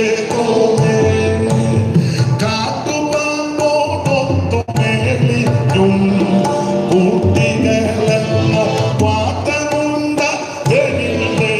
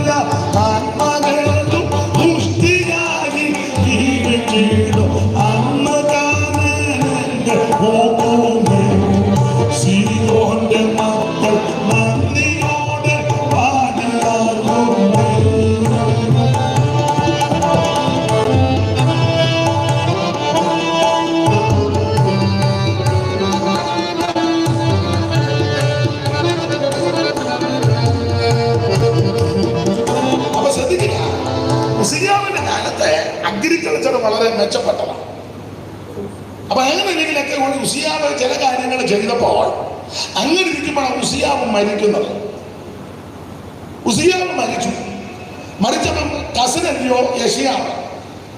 അപ്പൊ യെശയ്യാവ് ചിന്താഭാരം, രാജകുടുംബത്തിൽ കസിൻസാണ്. ഇല്ലോ ഉസിയാവ് മരിച്ചല്ലോ, ഇനി എങ്ങനെയായി ഭരണം? ഇനി ഈ നിലയിൽ ഭരിക്കാൻ പ്രാപ്തിയുള്ള ആരെങ്കിലും ഉണ്ടോ? ഇനി ആ സിംഹാസനത്തിൽ ഇരിക്കാൻ ഭരിക്കാൻ ചെങ്കോൽ പിടിക്കാൻ ആരെങ്കിലും ഉണ്ടോ? കുടുംബത്തിൽ ആരെങ്കിലും ഉണ്ടോ? ഇനി എങ്ങനെയാകും രാജ്യത്തിന്റെ യെരൂശലേമിന്റെ ഈ യഹൂദരുടെ ഭാവി എന്നൊക്കെ യെശയ്യാവ് ഹൃദയത്തിൽ ചിന്തിച്ചപ്പോൾ കർത്താവ് ദർശനം കൊടുത്തത് 6. ഉസിയാവ് മരിച്ചു കഴിഞ്ഞ് ഭാരത്തോട് നിന്ന് യെശയ്യാവിനോട് പറയാ, ഭാരപ്പെടണ്ട, ഉയർന്നും പൊങ്ങിയ ഒരു സിംഹാസനത്തിൽ ഒരുവരിയ്ക്കുന്നുണ്ട്. ഇന്ന് രാത്രി നമ്മോട് ബന്ധപ്പെട്ട് പറയുക, നമ്മൾ മാറ്റപ്പെട്ടു, അല്ലെ ഭാര്യ മാറ്റപ്പെട്ടു, മക്കൾ മാറ്റപ്പെട്ടു, വേണ്ടപ്പെട്ടവർ മാറ്റപ്പെട്ടു. ഇനിയോ ഞാനിനി എന്നാ ചെയ്യും? എന്റെ ജീവിതം എങ്ങനെ? ഞാനിനി എന്തായിത്തീരും? ഞാനിനി എങ്ങനെ ജീവിക്കും? അങ്ങനെയൊക്കെ ചിന്തിച്ച് ആരേലും ഭാരപ്പെട്ട് ഇന്ന് രാത്രി ഇവിടെ വന്നിട്ടുണ്ടെങ്കിൽ നിന്നോടും കൂടെ പറയുകയാ, ആ മനുഷ്യൻ ഉയർന്നും പൊങ്ങിയ ഒരു സിംഹാസനത്തിൽ നിനക്ക് വേണ്ടി ഒരുവൻ ഇരിക്കുന്നുണ്ട്. നമ്മുടെ വേണ്ടപ്പെട്ടവർ, സ്നേഹിതർ, വേണ്ടപ്പെട്ടവരൊക്കെ മാറ്റപ്പെടുമ്പോൾ മനോദുഃഖമുണ്ടാകും, മനോവിഷമം വരും. ഇനി എങ്ങനാകും, എന്താകുമെന്നൊക്കെ ചിന്തിച്ച് ആരെങ്കിലും ഇന്ന് രാത്രി ഭാരപ്പെട്ട് എന്നെ കേൾക്കുന്നെങ്കിൽ വചനത്തിൽ കൂടെ ദൂത് പറയുകയാ, ദൈവമൈതലേ, ആ ഉസിയാവ് മരിച്ചെന്നോർത്ത് നിരാശപ്പെടുകയൊന്നും വേണ്ട. ഉയർന്നും പൊങ്ങി ഒരു സിംഹാസനത്തിൽ നമുക്ക് വേണ്ടി ഒരുവൻ ഇരിക്കുന്നുണ്ട്. ഉന്നതന് മീതെ ഉന്നതൻ, അവന് മീതെ അത്യുന്നതൻ. നിന്നെ കൈവിടത്തില്ല, ഉപേക്ഷിക്കത്തില്ല, തള്ളിക്കളയത്തില്ല. ഞാനോ ലോകാവസാനത്തോട് എല്ലാ നാളും നിങ്ങളുടെ കൂടെ കൊണ്ടെന്ന് എന്നോട് ചെയ്യുന്ന അരുമനാണ്.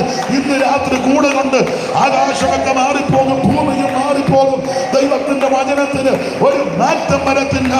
ആകാശങ്ങളെ വിരിച്ചവന് ഭൂമിക്ക് അടിസ്ഥാന, ഭൂമിയിലെ പൊടിയെല്ലാം തന്നെ നാടിയിൽ കൊള്ളിക്കുന്നവൻ, ആകാശത്തെ വെള്ളിക്കോല് കൊണ്ട് അളയ്ക്കുന്നവൻ, ധന്യനാകുന്ന ഏകാധിപതി, താൻ മാത്രം അമർത്തിട്ടുള്ളവൻ, രാജാവും കർത്താവിന് കർത്താവ്, ഉന്നതനും ഉയർന്നവനും ശാശ്വത നിവാസിയുമാകവൻ. ഇന്ന് രാത്രി നമുക്ക് വേണ്ടി ഉയരത്തിൽ ഇരിപ്പുണ്ട്. ദൈവത്തിന് മഹത്വം. കർത്താവ് ഉയർന്നും പൊങ്ങിയുമുള്ള സിംഹാസനത്തിൽ ഇരിക്കുന്നു. യെശയ്യാവ് യേശുക്രിസ്തുവിന്റെ തേജസ് കണ്ടെന്ന 6-ാം അധ്യായത്തിലാകണ്ടേ, ഉയർന്നും പൊങ്ങിയും ഒരു സിംഹാസനം, അവിടെ ഒരുവൻ ഇരിക്കുന്നു. ഒരു കാര്യത്തോടെ പറഞ്ഞ ആ ഭാഗം വിടാം. യെശയ്യാവ് പറയുന്നതിലെ പ്രധാന വിഷയം, ഉയർന്നും പൊങ്ങിയുമുള്ള സിംഹാസനത്തിൽ കർത്താവ് ഇരിക്കുന്നു. അപ്പൊ ഒരു സിംഹാസനം കാണുന്നുണ്ട്, ഉയർന്നും ഒരു സിംഹാസനം. 6-ാം അധ്യായത്തിൽ ഒരു സിംഹാസനം കാണുന്നു. ഇനി 53-ാം അധ്യായത്തിന്റെ 7-ാമത്തെ വാക്യം വായിച്ചേ. 53-7. തന്നെത്താൻ താഴ്ത്തി വായ തുറക്കാതെ ഇരുന്നിട്ട് അവൻ പീഡിപ്പിക്കപ്പെട്ടു. അടുത്തത്, കൊല്ലുവാൻ കൊണ്ടുപോകുന്ന കുഞ്ഞാടിനെ പോലെ. കൊല്ലുവാൻ കൊണ്ടുപോകുന്ന കുഞ്ഞാടിനെ പോലെ. നിർത്തിക്ക്. 6-ാം അധ്യായത്തിൽ കണ്ടത് ഒരു സിംഹാസനം. 53-ാം അധ്യായത്തിന്റെ 7-ാമത്തെ വാക്യത്തിൽ ഒരു കുഞ്ഞാടിനെ കാണുന്നു.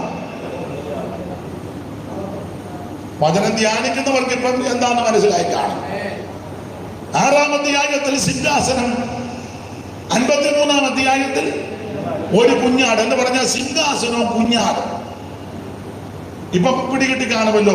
വെളിപ്പാട് 5:1 അറിവുള്ള വാക്യമാണ്. വെളിപ്പാട് 5:1 ഇതെല്ലാം നമുക്ക് അറിവുള്ള വാക്യമാണ്.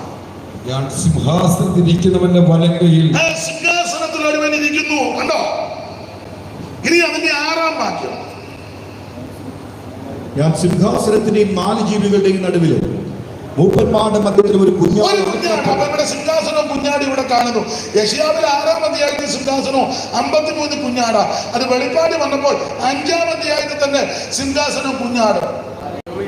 5:1 സിംഹാസനവും 5:6 കുഞ്ഞാട്. ഇനി 7-ാം അധ്യായത്തിന്റെ 1 വായിച്ചേ. അതിനുശേഷം ഭൂമിമേലും കടലിന്മേലും യാതൊരു വൃക്ഷത്തിന്മേലും കാറ്റൂതാതിരിക്കേണ്ടതിന് 10-ാം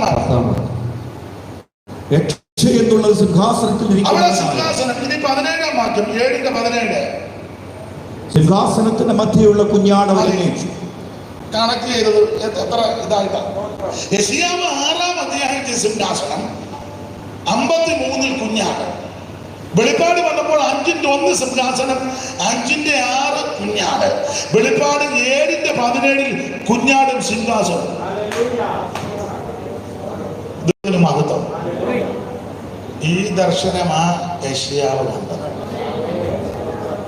പ്രൈസ് ദി ലോർഡ്.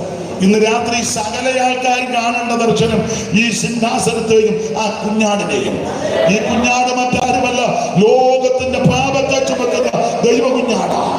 കടന്നു പോകുന്ന ക്രിസ്തുയേശുവിനെ ചൂണ്ടിക്കൊണ്ട് പറയാ, ലോകത്തിന്റെ പാപത്തെ ചുമക്കുന്ന ദൈവത്തിന്റെ കുഞ്ഞാട്. ഇതാണ് സാക്ഷാൽ കുഞ്ഞാട്. ഊനമില്ലാത്ത കുഞ്ഞാട്, പാപമില്ലാത്ത കുഞ്ഞാട്, അപകൃത്യമില്ലാത്ത കുഞ്ഞാട്, അവൻ യാതൊരു കളങ്കമില്ലാത്ത കുഞ്ഞാട്. ഇന്ന് രാത്രി ആ കുഞ്ഞാട് നമ്മുടെ നടുവിൽ കൂടെ ഉലാവിക്കൊണ്ടിരിക്കുക. മാറത്ത് പൊങ്കച്ച് കെട്ടുവനായി ചുട്ടുപടിപ്പിച്ച വെള്ളോട്ടിന് സദൃശമുള്ള പ്രാണമുള്ളവനായി 7 നക്ഷത്രം വലകയിൽ പിടിച്ച് 7 പൊൻ നിലവിളക്കുന്ന നടുവിൽ നിലയം കതിച്ച് നടകൊള്ളുന്ന നസ്രായനായ ദൈവ കുഞ്ഞാട് ഇന്ന് രാത്രി നമ്മുടെ നടുവിലുണ്ട്. എന്തിനെന്നറിയാമോ? നിന്നെ രക്ഷിക്കുവാൻ, നിന്റെ പാപത്തെ മോചിക്കുവാൻ, നിന്റെ രോഗത്തെ സൗഖ്യമാക്കുവാൻ, നിനക്ക് സമാധാനം തരുവാൻ, നിന്നെ സംരക്ഷിക്കുവാൻ, നിന്റെ കൃതികൾ മാറ്റി തരുവാൻ, നിനക്ക് വേണ്ടി വിടുതലഹിക്കുവാൻ, നിന്റെ പ്രശ്നങ്ങൾക്ക് പരിഹാരം തരുവാൻ ഇന്ന് രാത്രി ആ കുഞ്ഞാട് നമ്മുടെ നടുവിലുണ്ട്. കുഞ്ഞാട്, നീ യോഗ്യൻ. കുഞ്ഞാട്, നീ യോഗ്യൻ. കുഞ്ഞാട്, നീ യോഗ്യൻ. ദൈവത്തിന്റെ മകത്വം, ദൈവത്തിന്റെ മകത്വം. കുഞ്ഞാട്, നീ യോഗ്യൻ. നീ അറക്കപ്പെട്ടു. നിന്റെ പരിശുദ്ധ രക്തത്താൽ അവൻ ഞങ്ങളെ വീണ്ടെടുത്തിരിക്കുക. ഞങ്ങൾ അങ്ങേക്ക് മകത്വം അർപ്പിക്കുക.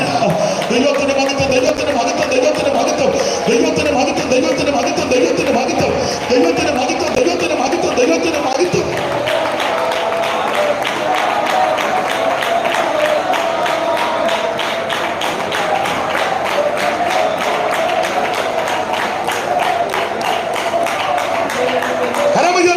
മകത്വപ്പെടുത്താം. ദൈവ കുഞ്ഞാടെ നിൻ സ്നേഹരസം എന്നകമേ വഴിഞ്ഞോട്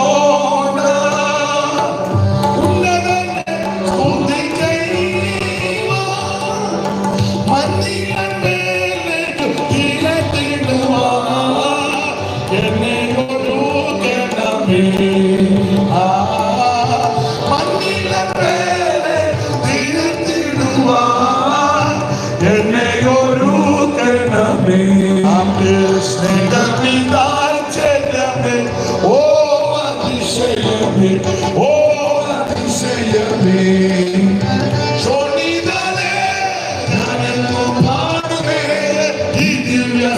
സ്നേഹത്തെ ചോടിനാലേ ഞാനെന്നും പാടുമേ ഈ ദിവ്യ സ്നേഹത്തെ.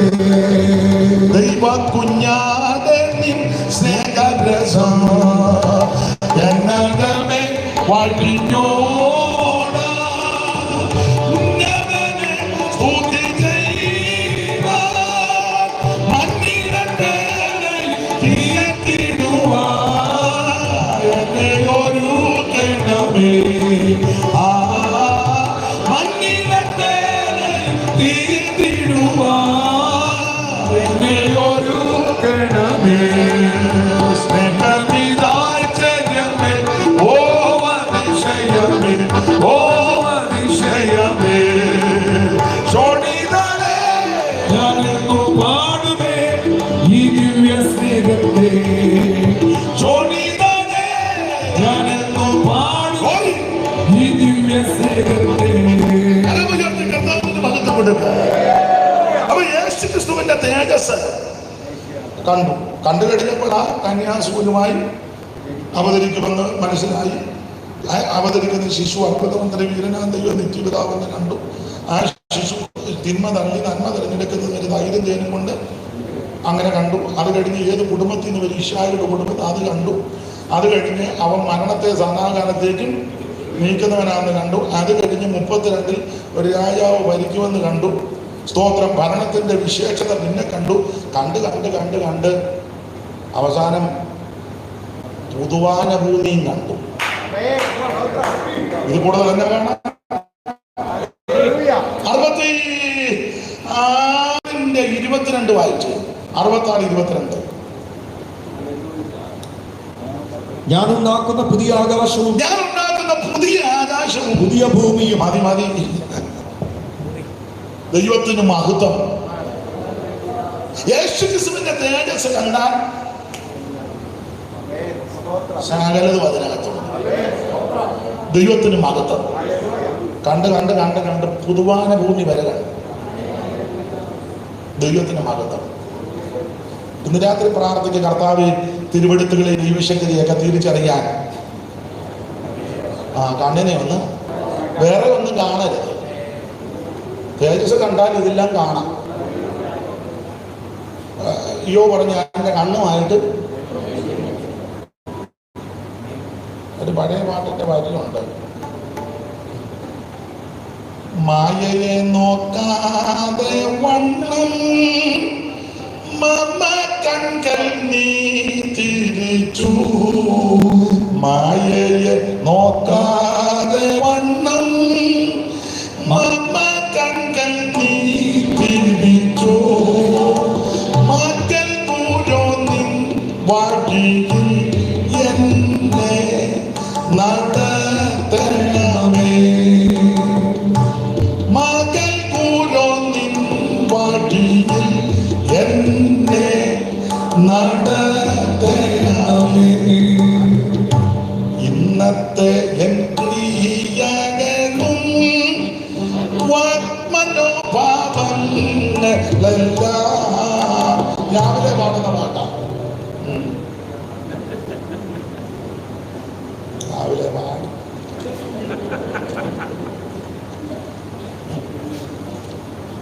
ഞാൻ രാവിലെ ഇങ്ങനത്തെ പാട്ടൊക്കെ പാടും. ഇന്നത്തെ എൻ ക്രിയകളും മനോഭാവങ്ങളെല്ലാം വാക്ക് മനോഭാവം എല്ലാം സ്തോത്രം. യേശുക്രിസ്തുവിന്റെ തേജസ് കണ്ടപ്പോൾ സകല കാര്യവും ദൈവം വെളിപ്പെടുത്തി കൊടുത്തു. അങ്ങനെ കണ്ട് അവസാനം പുതുവാന ഭൂമിയും വേണ്ടാവിളക്കാമീനേ സൂര്യ ചന്ദ്രരോ വേണ്ടൊട്ടുമേ. വേണ്ടാവിളക്കാമീനേ സൂര്യ ചന്ദ്രരോ വേണ്ടൊട്ടുമേ. ആ പരമസുധൻ തന്നെയാതിവിളക്ക് പരമൊളിയാൻ ശോഭിച്ചിടും നീ പൂരം. പരമസുധൻ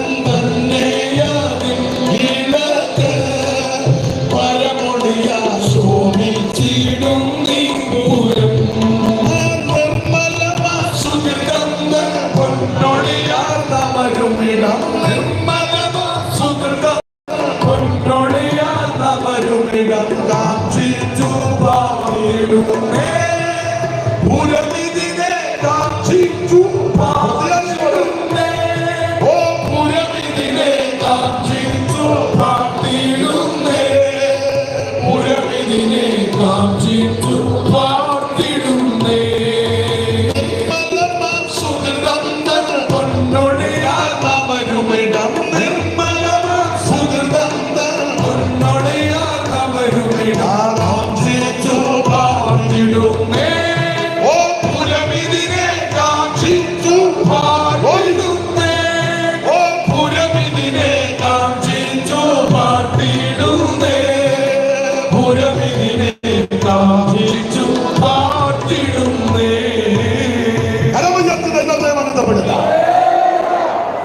അവൻ യെശയ്യാ പ്രവാചകൻ ഈ നിലയില തന്റെ ശുശ്രൂഷകളെല്ലാം ചെയ്തത്. ഇത് ഞാൻ വായിച്ച കുർബാനത്തോടൊന്ന് കൂറ് പുലർത്തി നിർത്താം. ഇത് നിങ്ങൾ പറയും വാക്ക് കുഴപ്പമില്ല എന്ന്. പക്ഷേ എന്തായാലും നിങ്ങൾ എന്തെങ്കിലും പറയുമെന്ന് എനിക്കറിയാം. അപ്പം 59-ാം അധ്യായത്തിന്റെ പ്രാരംഭവാക്യമാണ്, രക്ഷിപ്പാൻ കഴിയാതെ വണ്ണം യഹോവയുടെ കൈ കുറുകിയിട്ടില്ല. ഇന്ന് രാത്രി എന്നെയും നിന്നെയും രക്ഷിച്ച ദൈവത്തിന്റെ കൈ കുറുകിയിട്ടില്ല.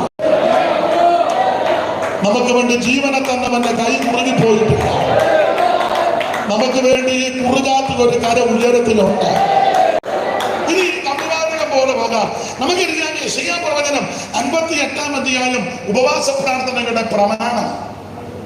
എങ്ങനെ ഉപവസിക്കണം, എങ്ങനെ ഉപവസിക്കരുത്, ഉപവസിക്കുമ്പോൾ എന്തൊക്കെ ക്രമീകരണം, എന്തൊക്കെ നിഷ്ഠ ചിട്ട, ഇതൊക്കെ 58.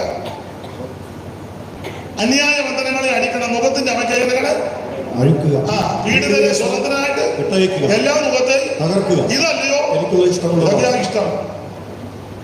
ഇത് ഉപവസിച്ച് പ്രാർത്ഥിക്കുമ്പോഴും ചിലരോട് മിണ്ടുകയല്ല.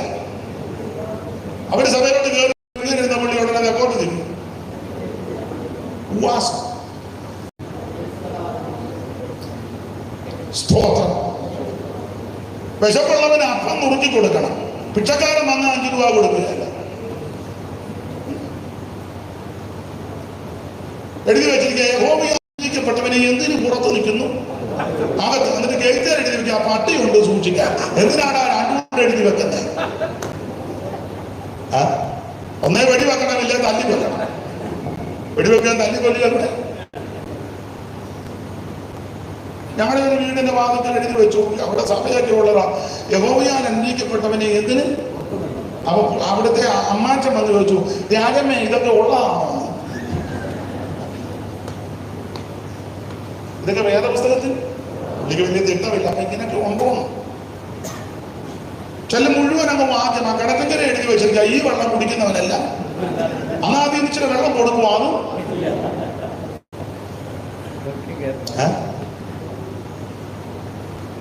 ഒരാൾ എഴുതി വെച്ചു, വൃക്ഷത്തിന്റെ ചോട്ടി വന്ന് അല്പണം ഭക്ഷണം 3/4 മണിക്കൂർ ഇരുന്ന ചായ പോലും കൊടുക്കുകയല്ല. എഴുതി വെച്ചേക്കുന്ന വാക്യം വിശപ്പടക്കിയിട്ട് 1 മുറി. എന്നാ മനസ്സിലാകാനില്ല. മതിലേൽ എഴുതി വെച്ചിരിക്കുക, അധ്വാനിക്കുന്നവരും ഭാരം ചുമക്കുന്നവരും ആയുള്ളവരെ അന്ന് അങ്ങോട്ടൊന്ന് എല്ലാന്ന് ചോദിച്ചാൽ പടിയാറിന് വീട്ടിലിരിക്കുമ്പം ഒരുത്തർ കയറുവാണ്. അത് പിന്നെ വേറെ രീതിയാണ്, ഫോട്ടോയും ഒക്കെ ഉണ്ട്. അപ്പം ഞങ്ങളുടെ അച്ചായനുണ്ട്, ഞങ്ങളുടെ പാപ്പച്ചായന് ഞാനും എനിക്ക് അതിന്നേലെ. അപ്പം പുള്ളി ഇങ്ങോട്ട് ഗേറ്റ് തുറന്ന് കയറി വന്നു. എംസി റോഡിന്റെ സൈഡിലാണ് വീട്. അപ്പൊ പുള്ളി കയറി വന്നു. അപ്പൊ പാപ്പച്ചായന്റെ പ്രത്യേക രീതിക്കാണ് നല്ല കുറുക്കുള്ളത് വർത്തമാനം പറയും. അപ്പം പുള്ളി ചോദിച്ചു, ഉടനെ അവൻ പറഞ്ഞ് വേളാങ്കണ്ണിക്കാണ്, ഗേറ്റ് തുറന്ന് അങ്ങനെ പോകണമെന്ന് പറഞ്ഞു.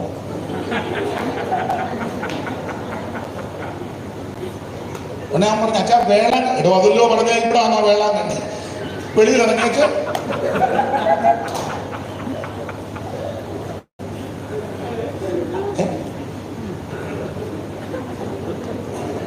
പുള്ളി അങ്ങനത്തെ വർത്താനം നല്ല ഉള്ളിച്ച് മാറി. ഒരിക്കൽ ഇത് വിൽക്കാൻ വന്നൊരുത്തം അവൻ ഇച്ചിരി കൂടി ആ വില പറഞ്ഞ് അവസാനം അച്ഛാ ഞാൻ ഇനി ദൈവത്തെ നിലനിർത്തി ഒരു കാര്യം പറയാം. ഈ ദൈവത്തിൽ ഒന്നും നിർത്തേണ്ട, ദൈവമൊക്കെ നിന്നോളും, രാവിലെ ഇറങ്ങിയിരിക്കുക ദൈവത്തെ. ആ പുള്ളി അങ്ങനെയൊക്കെ പറയും. അപ്പൊ മതിലേൽ എഴുതി വെച്ചിട്ടുണ്ട്, അധ്വാനിക്കുന്നവരും ദാഹവെള്ളം പോലും കൊടുക്കുകയല്ല. എല്ലാവരുടെയും കാര്യമല്ല. പണ്ടൊക്കെ പഴയ തറവാട്ടുകളിൽ എല്ലാവരും അല്ലെങ്കിലും മിക്കവരും ചോദിക്കും അത്താഴ പഷ്ടിക്കാരുണ്ടോന്ന്. അങ്ങനെയൊക്കെ ചോദിച്ച കുടുംബങ്ങൾക്കൊക്കെ പിന്നത്തേതിലും കുഴപ്പമൊന്നും വന്നിട്ടില്ല. പക്ഷെ അന്നും സാധുക്കളെ ഉപദ്രവിച്ച കുടുംബമുണ്ട്. മുഴുവൻ കുളം തോണ്ടി അല്ലേ ഉപദ്രവിച്ചവരെ പീഡിപ്പിച്ചവരൊക്കെ ഉണ്ട്. പാടത്ത് പണിക്ക് ഇറങ്ങിയാൽ രാവിലെ ഇറങ്ങിയാൽ അസാന്തി ആയാലും കയറ്റുകയല്ല. പെണ്ണുങ്ങൾ ഞങ്ങളുടെ വല്യമ്മ, എൻ്റെ വല്യമ്മച്ചി ഇപ്പോഴും ഉണ്ട് കേട്ടോ, ഒത്തിരി കാര്യം പറഞ്ഞു തന്നിട്ടുണ്ട്. അതുകൊണ്ട് 107 വയസ്സുണ്ട്. നിങ്ങളങ്ങനെ തളർന്നു കിടക്കുകയാണോ? നല്ല വെടിച്ചിട്ട് പോലെ നിൽക്കുന്നത്.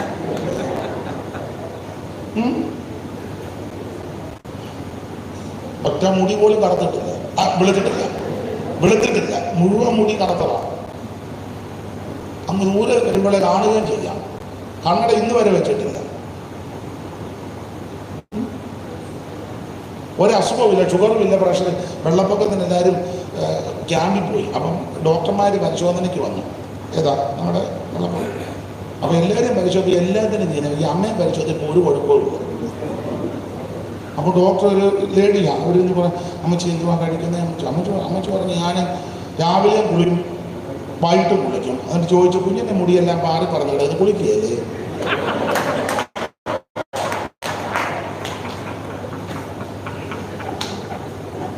പിന്നെ അധികം ഇന്റർവ്യൂവിന്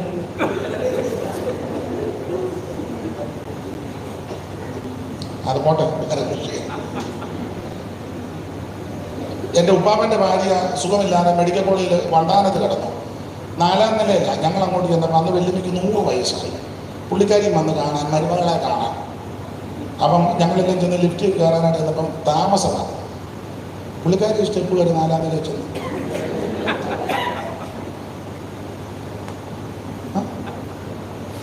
മരുമക്കളും കൊച്ചുമക്കളും എല്ലാം ലിഫ്റ്റ് ഞെക്കിക്കൊണ്ടിരിക്കുക. ഇവർ ഞെക്കിക്കൊണ്ടിരുമ്പോൾ തള അങ്ങോട്ട് ചെന്നു. അന്നേരം ആരോട് പറഞ്ഞു 100 വയസ്സുള്ള അമ്മ അങ്ങോട്ട് കയറി പോയിട്ടുണ്ടെന്ന്. എല്ലാവരും ഓടി വന്ന് ഈ 100 വയസ്സുള്ളതള്ള ഈ 4ാം നില സ്പീഡിലാണ് പോയത്. അപ്പം അതുപോട്ടെ. അപ്പം അമ്മച്ചി പഴയ കാര്യമൊക്കെ പറഞ്ഞു തരും. ഒത്തിരി കഷ്ടപ്പെട്ടതാണ് കേട്ടോ. അമ്മച്ചിയെ പറയുമ്പോൾ മോനെ എൻ്റെ ശരീരത്തിലെ പുളിയെല്ലാം പോയതാണ്. പുള്ളിക്കാരുടെ ഭാഷയാണ്. എൻ്റെ ശരീരത്തിലെ പുളി മുഴുവൻ പോയതാണ്. കണ്ടമാനം പുളിയുള്ളത് കൊണ്ടാണ് പരുവക്കേടിയിരിക്കുന്നത് ഞാനും നിങ്ങൾ. അതുകൊണ്ട് ഈ രോഗം കഴിയുമ്പോഴും പുളി മാറാനുള്ള അപ്പൊ പുള്ളിക്കാരി പറയുന്നത് പണ്ടൊക്കെ പാടത്തിറങ്ങുമ്പോൾ വെളുപ്പിനെ ഇറങ്ങണം, പാടി പണിയെടുക്കും. തലപ്പാട്ടുകാർക്ക് 2 കൂലിയാണ്. അമ്മച്ചി പാടും, നന്നായിട്ട് പാടും. അതിൻ്റെ ഒരു ചെറിയ ഒരു ലാഞ്ചനയായി എനിക്ക് പാരമ്പര്യം പറഞ്ഞാൽ ഏതാ ജന്മസിദ്ധമായിട്ട് പാടത്തില്ല, പറഞ്ഞു വിടുക. അമ്മച്ചി നന്നായിട്ട് പാടും, ഇപ്പോഴും പാടും. എനിക്കറിയാൻ മേലാത്ത കാര്യമൊക്കെ ചോദിക്കും, അന്നേരം തുടക്കം ഇട്ട് കൊടുത്താൽ മിഞ്ഞ് പാടിക്കൊണ്ടിരിക്കും. അപ്പം പുള്ളിക്കാർ പറയും പണ്ട് കാലത്ത് ചില മുതലാളിമാർക്കൊക്കെ പണിയാൻ പോയാൽ കുനിഞ്ഞു കിടന്ന് ഞാറ് നടുകയും കട്ട നിർത്തുകയും ചെയ്യുമ്പോൾ ഇടയ്ക്ക് നടുവിൽ നിന്ന് പൊങ്ങിയാൽ എന്തുവാടി പൊങ്ങി നിൽക്കുന്നു പണിയാൻ. അങ്ങനെ പറഞ്ഞ മുതലാളിമാരുമുണ്ട്. നിവരാൻ അനുവദിക്കുകയല്ല. അങ്ങനെയുള്ള മുഴുവൻ കുടുംബവും അസ്തമിച്ച്. എന്നാൽ അന്നും നല്ല കുടുംബക്കാരുണ്ടായിരുന്നു. ആൾക്കാരുടെ അനുകമ്പയുള്ളവരും ദയയുള്ളവരും. സമയമായി വിരകണ്ടിട്ട് നോക്കുന്നു. ഞാൻ കണ്ടു ആയില്ല, ഞാനിതൊക്കെ നോക്കി വെച്ചായിരിക്കുന്നത്. പിന്നെ പതുക്കെ കണ്ണാടയുടെ ഇടയിൽ കൂടി ഇങ്ങനെ ഒക്കെ ഞാൻ കണ്ടു. പിന്നെ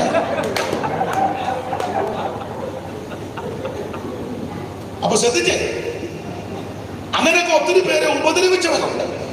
പക്ഷെ അന്നും ജോലി ചെയ്യാൻ വരുന്നവരുടെ കരുണയോടെ ഇടപെട്ടവരും ഉണ്ട്. ഈ താമരപ്പള്ളിയിലെ മുതലാളി നിങ്ങൾക്ക് കേട്ടിട്ടുണ്ടല്ലോ, കല്ലിശ്ശേരി താമരപ്പള്ളി മുതലാളി കേട്ടിട്ടില്ലേ? ആ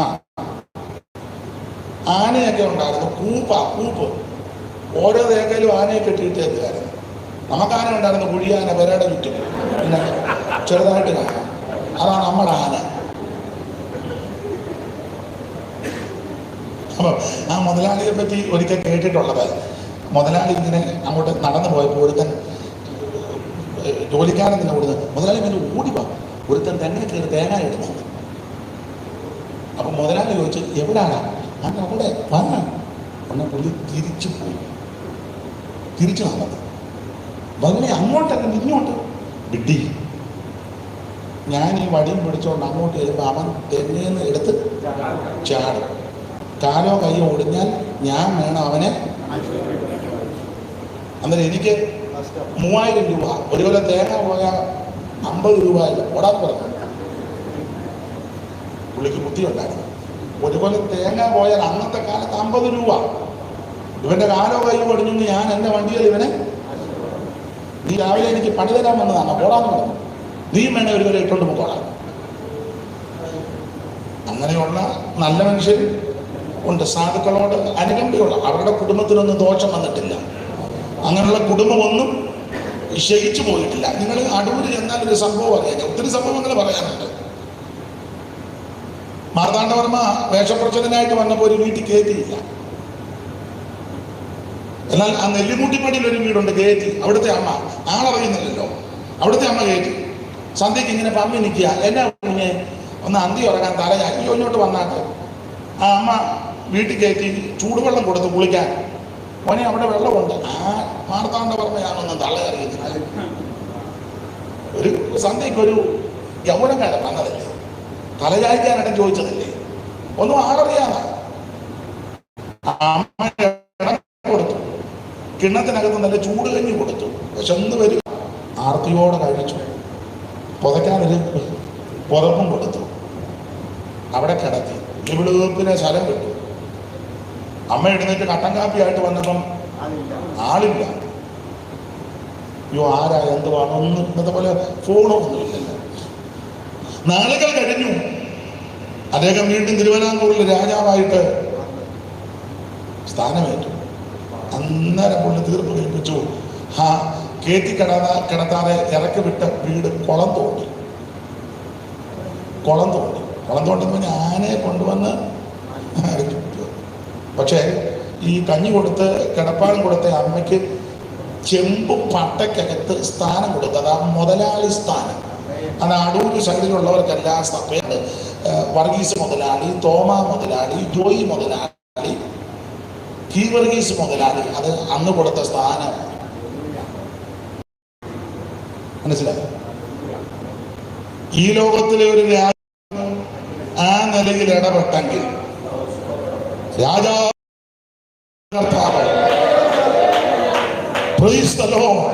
സകലത്തെയും ഭരിക്കുന്ന ഒരു ദൈവം, സകലത്തെയും നിയന്ത്രിക്കുന്ന ഒരു ദൈവം. മാർത്താണ്ഡവർമ്മ ആ പ്രശ്നമെല്ലാം തീർന്ന് രാജാവായിട്ട് വീണ്ടും സ്ഥാനാരോഹണമൊക്കെ നടന്നു കഴിഞ്ഞപ്പോൾ തനിക്ക് ഒരു നേരം കഞ്ഞി തന്ന അമ്മയ്ക്കും ആ വീടിനും നന്മ ചെയ്തെങ്കിൽ കർത്താവിന്റെ വേലയ്ക്ക് വേണ്ടി അവ വാക്കുകൊണ്ടും പ്രവൃത്തി കൊണ്ടും പച്ചവണ്ടി കൊണ്ടും പൈസ കൊണ്ടും ചെലവഴിക്കുന്ന നിന്നെ അറിയുന്ന ഓർക്കുന്ന ഒരു നല്ല രാജാവ് സ്വർഗത്തിലുണ്ട്. നിന്നെ മറന്നു കളയത്തില്ല, നിന്നെ കൈവിടത്തില്ല, ഉപേക്ഷിക്കത്തില്ല. ഓ ദൈവത്തിന് ഭക്ത് ആമേ. വിശുദ്ധന്മാരെ ശുശ്രൂഷിക്കുന്നതിനാല് അവനും മറന്നു കളയുവാൻ അനീതിയുള്ള ദൈവമല്ല. മാതാപിതാക്കൾ കർത്താവിന്റെ വേലയ്ക്ക് നന്മ ചെയ്തു, ആവോളം ചെയ്തു. അതിന്റെ നന്മ അനുഭവിക്കുന്നവർ ഇതിനകത്ത് ഇരിപ്പുണ്ട്. നിരണത്തുണ്ട്. എന്തിനാ ദൂരോട്ട് പോകുന്നത്? അങ്ങനെ നന്മയൊക്കെ അനുഭവിക്കുന്നവര് ഒരു മിനിറ്റ് ഒന്ന് സ്വോത്രം പറ. പിതാക്കന്മാർ ദൈവത്തെ സേവിച്ചു, പിതാക്കന്മാർ സുവിശേഷത്തിന് വേണ്ടി നിന്നു, പിതാക്കന്മാർ ദൈവത്തെ ഭജിച്ചു. പിന്തലമുറയ്ക്ക് ദൈവം നന്മ തന്നു, വഴികൾ തുറന്നു, വേദന തുറന്നു. അനുഭവിക്കുന്ന ദൈവമക്കൾ ഇന്ന് രാത്രി ദൈവത്തിന് മഹത്വം കൊടുക്കുക. ഓ ദൈവത്തിന് മഹത്വം, ദൈവത്തിന് മഹത്വം, ദൈവത്തിന് മഹത്വം, ദൈവത്തിന് മഹത്വം, ദൈവത്തിന് മഹത്വം, ദൈവത്തിന് മഹത്വം. കണ്ടിരുന്ന മണ്ണിൽ നിന്നത് സഹിച്ചവരെ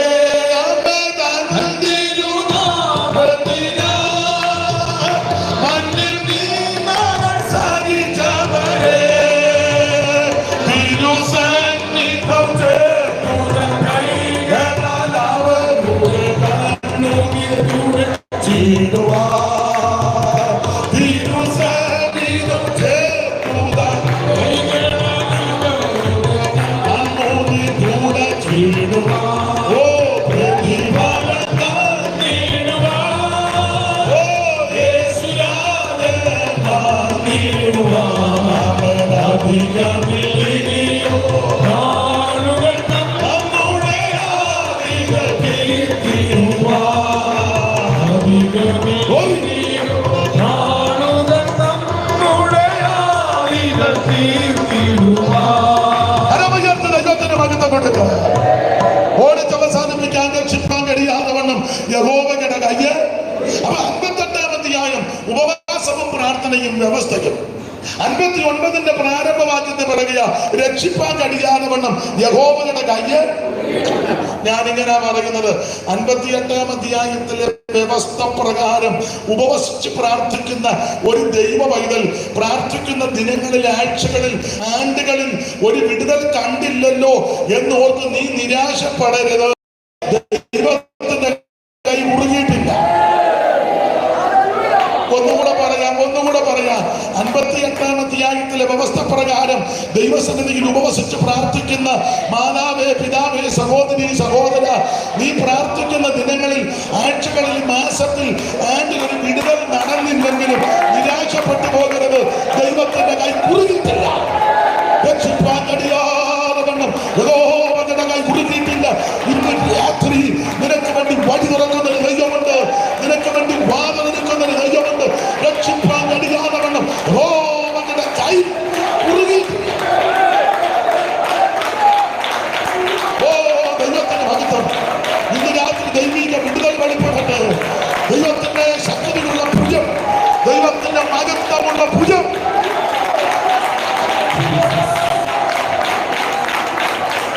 കൃപ കൃപ കൃപ കൃപ ദൈവ കൃപ ദൈവ കൃപ ദൈവ കൃപ.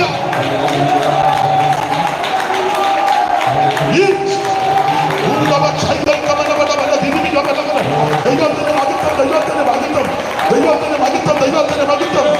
രക്ഷിപ്പാനടിയോളം യഹോവയുടെ കൈ മുറുകി പോയിട്ടില്ല.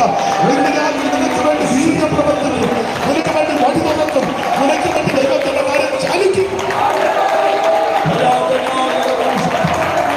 ഓ വിധിക്കമനമകമന നിരീക്ഷകമനമകമന. ദൈവത്തിന് മഹത്വം, ദൈവത്തിന് മഹത്വം, ദൈവത്തിന് മഹത്വം, ദൈവത്തിന് മഹത്വം, ദൈവത്തിന് മഹത്വം, ദൈവത്തിന് മഹത്വം, ദൈവത്തിന് മഹത്വം, ദൈവത്തിന് മഹത്വം.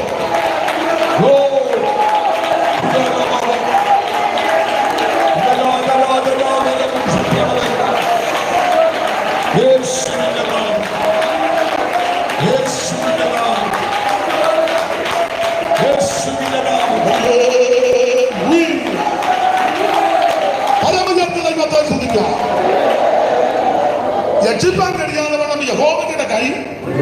കർത്താവിന്റെ കരത്തിന് ഒത്തിരി വിശേഷതയുണ്ട്.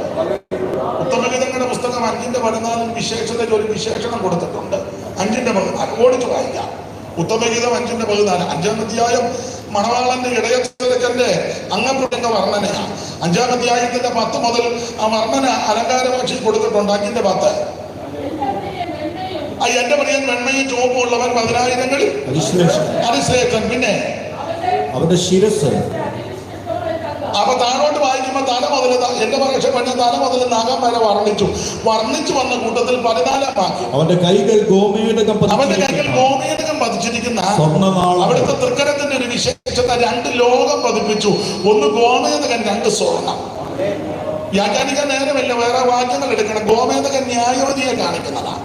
കാരണം അഹരോന്റെ മാർപ്പതക്കത്തിൽ 12 കല്ലുണ്ട്. അതിലൊരു കല്ലാണ് ഗോമേതക കല്ല്. ആ ഗോമേതകം ദാൻ ഗോത്രത്തിന് നിഴല, അടയാളം. ദാൻ ഗോത്രം ന്യായവതിക്ക് നിഴല. ദാൻ വടികളൊരു പാമ്പും പാന്തകിലൊരു സർപ്പവും. അവൻ കുതിരയുടെ കുതികാലി കടിക്കും, പുറത്ത് കയറിയാൽ മലർന്നു. അപ്പൊ കുതിരപ്പുറത്തിരിക്കുന്ന പുള്ളി മലർന്നു വീഴുമെന്നായി പറഞ്ഞത്.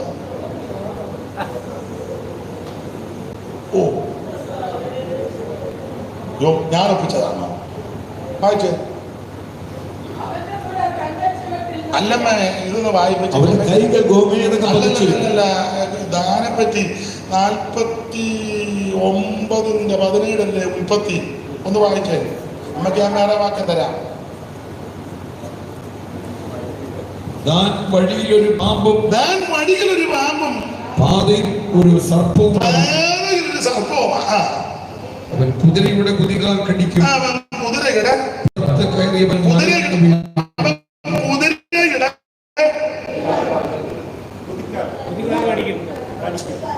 ഭാഗ്യമായി ചൊല്ലൂടെ. കുതിരയുടെ കുതികാൽ കടിക്കും. അവൻ കുതിരയുടെ കുതികാല് കടിക്കും. കുതിര പുറത്ത് ശ്രദ്ധിച്ചേ, കുതിര കുതിര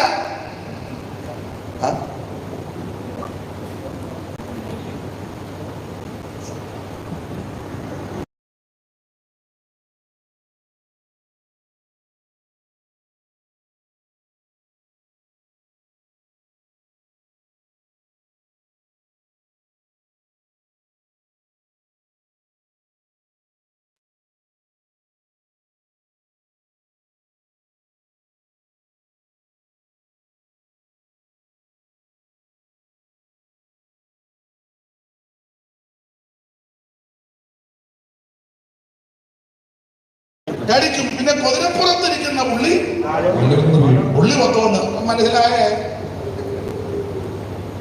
അപ്പൊ ഇത് ന്യായവതിയെ കാണിക്കുന്നതാണ്. ദാൻ ആ ദാൻ ഗോത്രത്തിന്റെ അടയാളമാ ഗോമേതകം. ആ ഗോമേതക കല്ലിനോട് ബന്ധപ്പെട്ട് പറയുക, അവന്റെ കൈകൾ ഗോമേതകം പതിച്ചിരിക്കുന്ന സ്വർണം. രണ്ട് ലോകം, ഒന്ന് ഗോമേതകം, രണ്ട് സ്വർണം. രണ്ട് കാര്യം. ഗോമേതകം ന്യായവതി, സ്വർണം രാജത്വത്തെ കാണിക്കുന്നു. അതുകൊണ്ടാണല്ലോ നമ്മുടെ കർത്താവ് ജനിച്ചു കഴിഞ്ഞപ്പോൾ വിദ്വാൻമാര് കാണാൻ ചെന്നപ്പോ പൊന്ന് മൂര് വന്നുമാകർ നിന്നെ ഡൂക്കൽ പത്തിയോടെ പൊന്നെ മൂര് കുന്തിരിക്കാൻ കാഴ്ച വെച്ചു. വന്നുമാകർ നിന്നെ ഡൂക്കൽ പത്തിയോടെ പൊന്നെ മൂര് കുന്തിരിക്കാൻ കാഴ്ച വെച്ചു.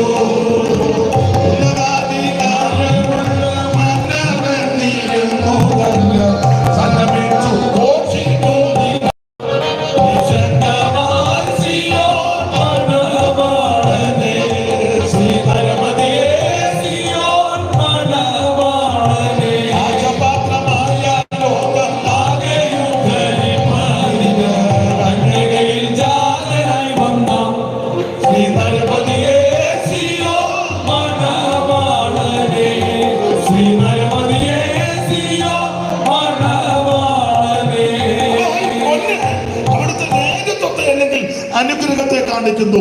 ഗോമേതകം ന്യായവതിയെ കാണിക്കുന്നു.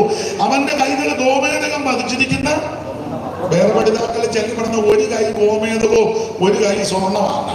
ചെല്ലപ്പെടുന്ന ഒരു കൈ തന്നെ ഗോമേതകവും സ്വർണ്ണ. തർക്കം വേണ്ട.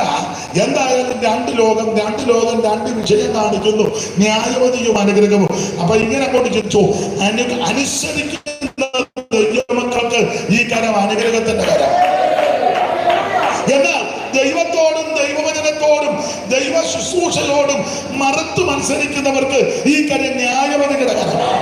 ഇന്ന് രാത്രി ഇവിടെ കൂടി ആർക്ക് ന്യായവതിയുടെ കരമാകരുത്, അനുഗ്രഹത്തിന്റെ കരമാകണം. ദൈവത്തിന്റെ കരത്തിന് വാക്യങ്ങൾ ഇനി എടുപ്പിക്കുന്നില്ല. ന്യായവതി വെളിപ്പെട്ടല്ലോ. ഈ ഫെലിസ്തീന് പട്ടണം കൊണ്ടുപോയി, അസ്തോദിൽ കൊണ്ടുപോയി, ഗത്തി കൊണ്ടുപോയി, എക്രോനിൽ കൊണ്ടുപോയി, ദാഗോന്റെ ക്ഷേത്രത്തിൽ വെച്ച് കൊണ്ടുവന്നിടത്തെല്ലാം നാശം. ദാഗോൻ ഉരുണ്ട് കിടക്കുന്ന ആട്. പിറ്റേന്ന് അവനെ പിടിച്ച് ഒന്നുകൂടി ഇരുത്തി, എനിക്ക് ദാഗോൻ പറഞ്ഞു. അന്നാലും അയാളുടെ കൈ എല്ലാം കൂടെ ഒടിഞ്ഞു പറഞ്ഞ് അങ്ങനെ പോയി. എന്തോ ഒരു ദൈവമാണ്. നേരെ ഇരിക്കാൻ പോലും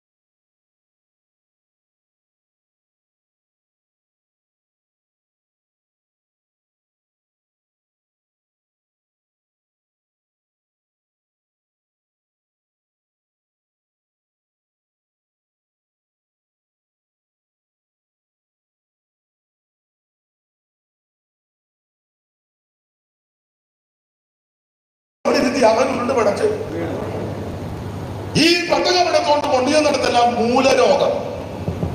അപ്പൊ ഫെലിസ്തീന് പറയുന്നൊരു പദമുണ്ട്, ഇത് ഇസ്രായേലിന്റെ ദൈവത്തിന്റെ കൈയാണ്.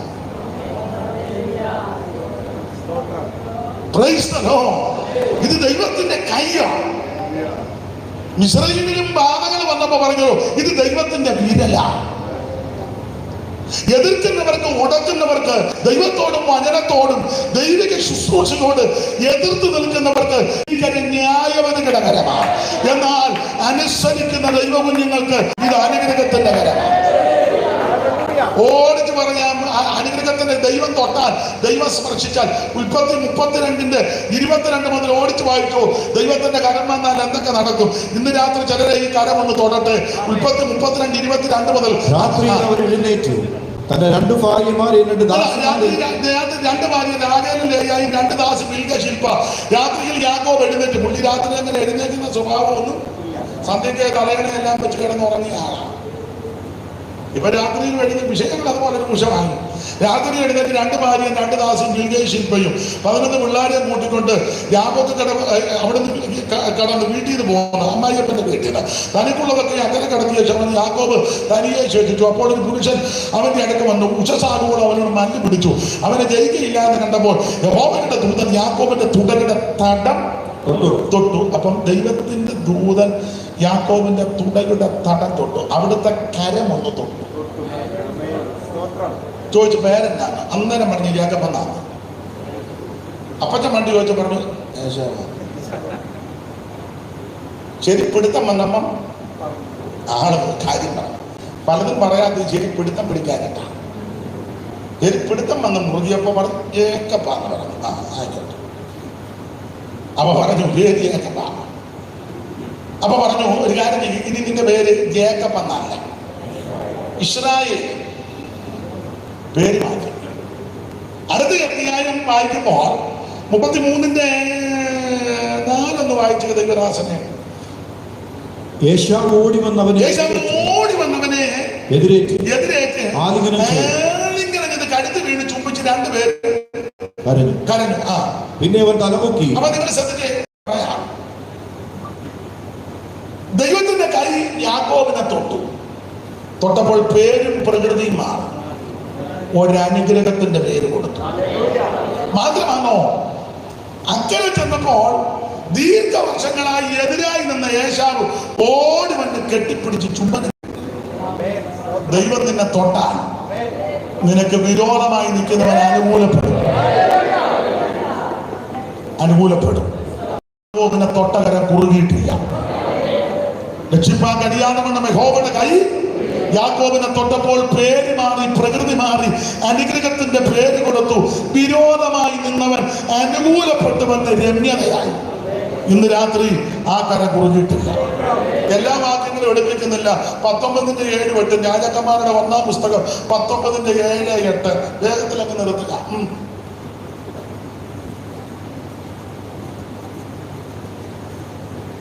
യഹോവയുടെ ദൂതൻ രണ്ടാം പ്രാവശ്യം വന്ന് അവനെ തട്ടി ഏലിയാവിനെ തട്ടി. എഴുന്നേറ്റ് നിന്നില്ല, നിനക്ക് ദൂരയാത്ര ചെയ്യുവാനുണ്ടല്ലോ എന്ന് പറഞ്ഞു. അവൻ എഴുന്നേറ്റ് തിന്നുകുടിച്ചു. ആ 40 പകലും 40 രാവും ദൈവത്തിന്റെ പർവ്വതമായ ഹോരേബോളം നടന്നു. പോയല്ലോ. ഏലിയാവിനെയും വന്ന് ഈ കര സ്പർശിച്ചു.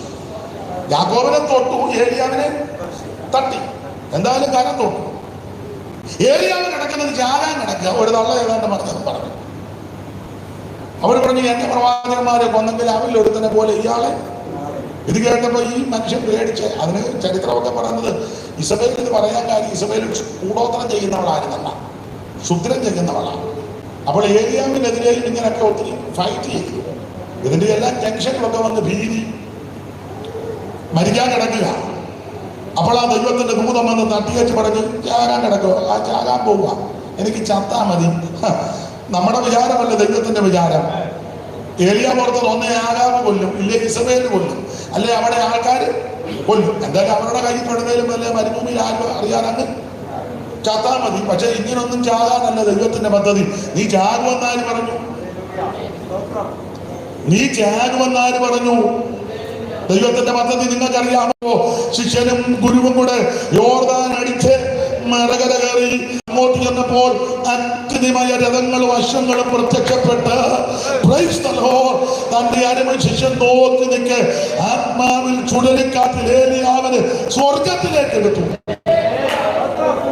കൊല്ലുമെന്ന് പറഞ്ഞ നള്ളക്ക് വന്ന സംഭവം അറിയാമല്ലോ.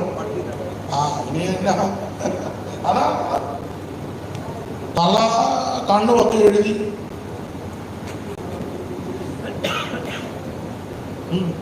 ഇപ്പൊ പെന്തിക്കോസുകാരുമൊക്കെ അങ്ങനെ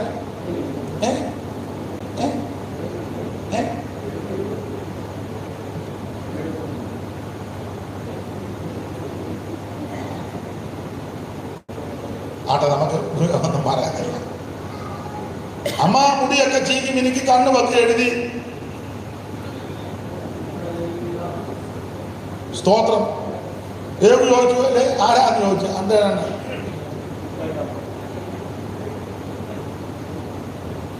കൊല്ലുമെന്ന് പറഞ്ഞവളെ പട്ടി നാക്കി, ചാകാൻ കിടന്നവനെ ആത്മാവിൽ സ്വർഗത്തിലേക്ക് കൊണ്ടുപോയി. നിന്റെ വിചാരമല്ല ദൈവത്തിന്റെ വിചാരം, നിന്റെ വഴിയുമല്ല ദൈവത്തിന്റെ വഴി. ഏലിയാവിനെ തൊട്ടകര കുറുകിപ്പോയിട്ടില്ല, ഏലിയാവിനെ സ്പർശിച്ചകര കുറുകിയിട്ടില്ല. ദൈവം നിന്നെ തൊട്ടാൽ നിന്റെ മരണഭീതി മാറി, ചിന്തഭ്രമങ്ങൾ മാറി. ഈ രോഗം നിന്നെ കൊല്ലത്തില്ല, ഈ പ്രശ്നം നിന്നെ തകർക്കത്തില്ല. ഇന്ന് രാത്രി ദൈവം നിനക്ക് വേണ്ടി വഴി തുറക്കുന്ന രാത്രിയാണ്. ഏലിയാവിനെ തൊട്ടകര കുറുകിയിട്ടില്ല, രക്ഷിപ്പാൻ കഴിയാതെ യഹോവയുടെ കൈ കുറുകിയില്ല. യാക്കോബിനെ തൊട്ടകര കുറുകിയില്ല, ഏലിയാവിനെ തൊട്ടകര. മത്തായി 8:2 വായിപ്പിക്കുന്നില്ല, സമയം പോയതുകൊണ്ട്. അപ്പോൾ ഒരു കുഷ്ഠരോഗി വന്നു പറയുക, യേശുവേ ഗുരുവേ, നിനക്ക് മനസ്സുണ്ടെങ്കിൽ എന്നെ ഒന്ന് ശുദ്ധമാക്കണം. അടുത്ത വാക്യം, കർത്താവ് കൈ നീട്ടി അവനെ തൊട്ടു. മനസ്സൊന്ന് ശുദ്ധമാകണം. അന്നേരം അവിടുത്തെ കൈ രോഗശാന്തി തരുന്ന കൈയാണ്. അവിടുത്തെ കൈ രോഗശാന്തി തരുന്ന കൈയാണ്. ഇന്ന് രാത്രി നിന്റെ രക്തത്തിനകത്ത്, അസ്ഥിക്കകത്ത്, ഞരമ്പിനകത്ത്, മജ്ജക്കകത്തൊക്കെ രോഗാണുക്കളും രോഗബീജ ഉണ്ടെങ്കിൽ പാകപ്പെടുകൊന്നും വേണ്ട. അവിടുത്തെ തൃക്കരം വെച്ച് കഴിയുമ്പോൾ ഇന്ന് രാത്രിയിൽ രോഗശാന്തിയും ആരോഗ്യവും ദൈവം നിനക്ക് തരും. രോഗബന്ധനങ്ങളെ ഇന്ന് രാത്രി ദൈവം അടിച്ചു മാറ്റും. ഇന്ന് രാത്രി സൗഖ്യം നടക്കട്ടെ, സൗഖ്യം നടക്കട്ടെ. രോഗത്തോടായിരിക്കും നടന്നു വന്നത്, തിരിച്ചു പോകുമ്പോൾ സൗഖ്യത്തോടെ തിരിച്ചു പോകണം. വിശ്വസിച്ച് സ്തോത്രം ചെയ്യുക. ഞാൻ നിന്നെ സൗഖ്യമാക്കുന്ന യഹോവ, അവന്റെ അടിപ്പിണരാൽ നിനക്ക് സൗഖ്യം വന്നിരിക്കുക. വിശ്വസിക്കുന്നവൻ ഇന്ന് രാത്രി ദൈവത്തിന് മഹത്വം കൊടുക്കുക. ഞാൻ നിന്നെ സൗഖ്യമാക്കുന്ന യഹോവ. യേശു കൈ നീട്ടി അവനെ തൊട്ടു. എനിക്ക് മനസ്സുണ്ട്, നീ ശുദ്ധമാകാൻ. ക്ഷണത്തിൽ കുഷ്ഠം വിട്ടുമാറി.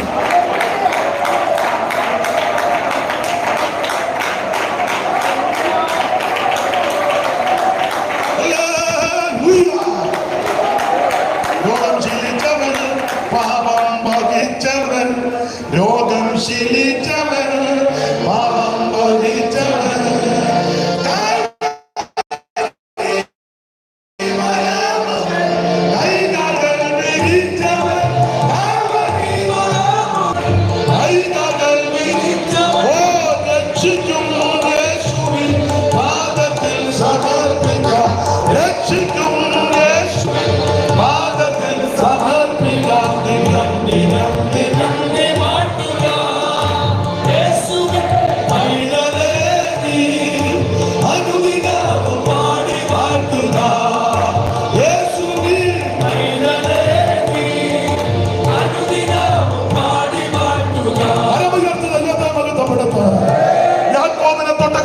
പോയിട്ടില്ല. ഏലിയാവിനെ തൊട്ടകരം കുറുകിയിട്ടില്ല. കുഷ്ഠരോഗിയെ തൊട്ടകരം കുറുകിപ്പോയിട്ടില്ല. 3 ദിവസം മുഴുവൻ വചനം കേട്ടത് മക്കൾ. ഈ പന്തി ഇങ്ങനെ ഇരിക്കുകയോ. 3-ാം പക്കം ശിഷ്യന്മാർ വന്ന് പറഞ്ഞു, എല്ലാവരും പറഞ്ഞു വിട്. ഇവിടെ ഹോട്ടലുമില്ല, ചായക്കടയില്ല. രാവിലെ ആണ് പറഞ്ഞ സൊമാറ്റോ. ഇവിടെ സൊമാറ്റായി ഒന്നുമില്ല, പറഞ്ഞു വിടാൻ. കർത്താവ് പറഞ്ഞു, നിങ്ങളവർക്ക് ഭക്ഷിക്കാൻ കൊടുക്കും. ഞങ്ങളിൽ ഒന്നുമില്ലയോ ചോദിച്ചപ്പം അന്ത്രയോസ് പറഞ്ഞു, ഇവിടെ ഒരു ബാലകന്റെ മക്കൾ 5. വേദപഠിതാക്കൾ പറയുന്നത് ഈ അന്ത്രയോസിന്റെ മകനായിരുന്നെന്നാ പറയുന്നത്. അന്ത്രയോസിന്റെ അല്ല പിന്നെ ആയിരക്കണക്കിന് ഞാൻ ഇരിക്കുമ്പോൾ ചെറുക്കൻ്റെ കയ്യിൽ 5 അപ്പം ഉണ്ടെന്ന് കൃത്യം പറഞ്ഞു.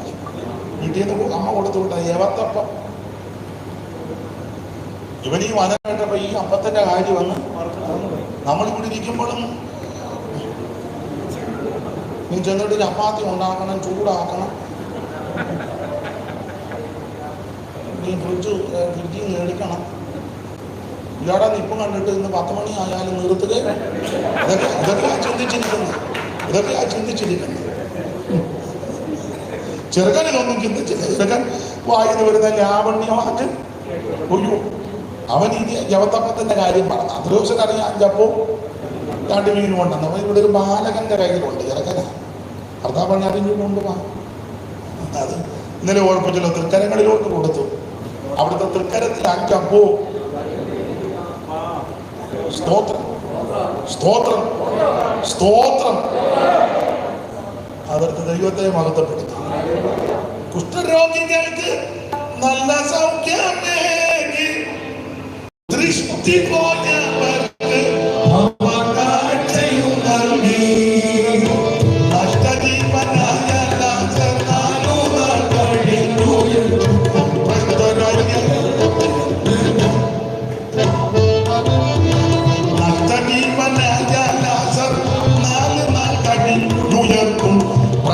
ഭ്രഷ്ടരായിരം ജനം 5 അപ്പത്താൽ സീയോൻ മണവാളനെ, ശ്രീപരപതിയെ സീയോൻ മണവാളനെ. കുഷ്ഠരോഗികൾക്ക് നല്ല സൗഖ്യമേകി ദൃഷ്ടി പോയവർക്ക് കാഴ്ചയും നൽകി. നഷ്ടജീവനായ കഴിഞ്ഞുയർത്തും. ഭക്തരൊരയ്യായിരം ജനം 5 അപ്പത്താൽ സീയോൻ മണവാളനെ, ശ്രീപരപതിയെ സീയോൻ മണവാളനെ.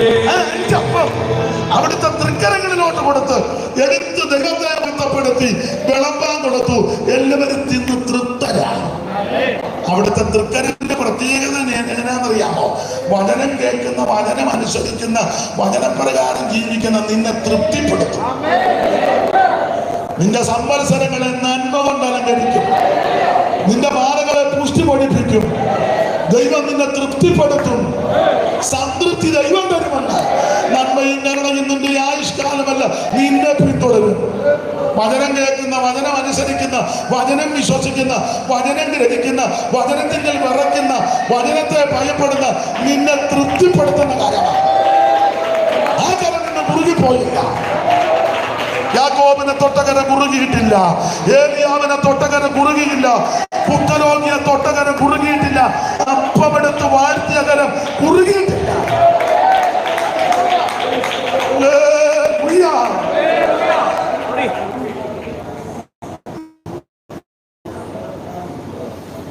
മതി. ഇന്നലെ 5 തന്ന പോലെ 5 കൂടെ എടുത്തോട്ടെ. ആയിക്കോട്ടെ.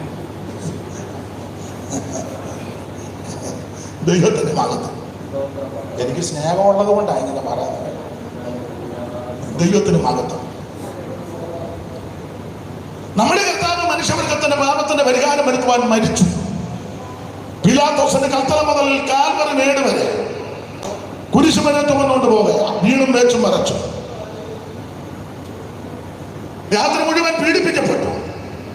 മുഖത്ത് തുപ്പലേറ്റു. മുഖരോമമെല്ലാം ചവട കൊണ്ട് പിടിതെടുത്തു. മുൾക്കിരീടം കൊണ്ടുവന്ന് അടിച്ചിറക്കി കണ്ണ് വെളിയിലോട്ട് ഉന്തി വന്നത്. കണ്ടാലെന്ന് തോന്നുമാർ വിരൂപമാക്കപ്പെട്ടു. കുടിയപ്പെട്ട് നിൽക്കുന്ന ക്രിസ്തുവിന്റെ മുതുകറ്റ ചാട്ടമാർ കൊണ്ട് അടിച്ച് ചാട്ട വലിക്കുമ്പോൾ മാംസം പറഞ്ഞ് ഉറന്നു മാറുക. പ്രവചനാത്മക സങ്കീർത്തനക്കാരെ പാടി അവിടുത്തെ മുതുക ഉടവജാലുപോലെ നീളത്തിൽ കീറി. വേച്ചും മറച്ചും കുരിശുമരവും ചുമന്നുകൊണ്ട് ലേക്ക് പോവുകയാണ്.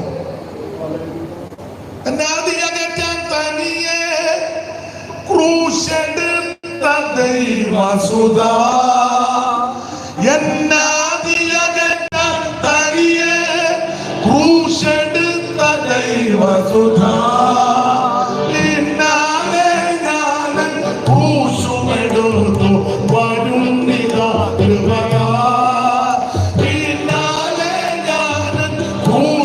എടുത്തു വരുന്നിതാ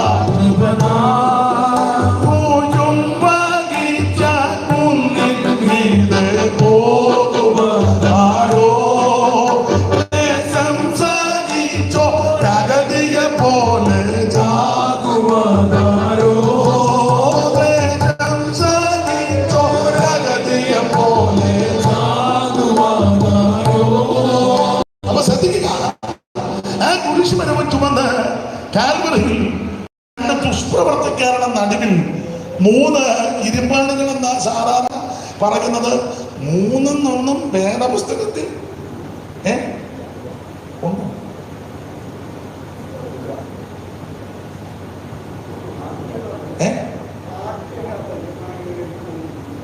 അതൊക്കെ എനിക്കറിയാം.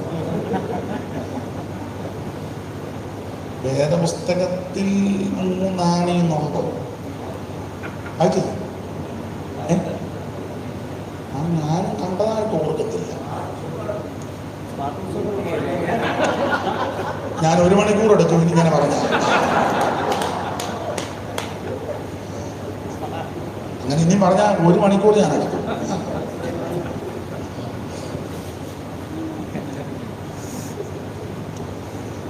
അങ്ങനെ പറഞ്ഞാലേ പുള്ളിയാണോ?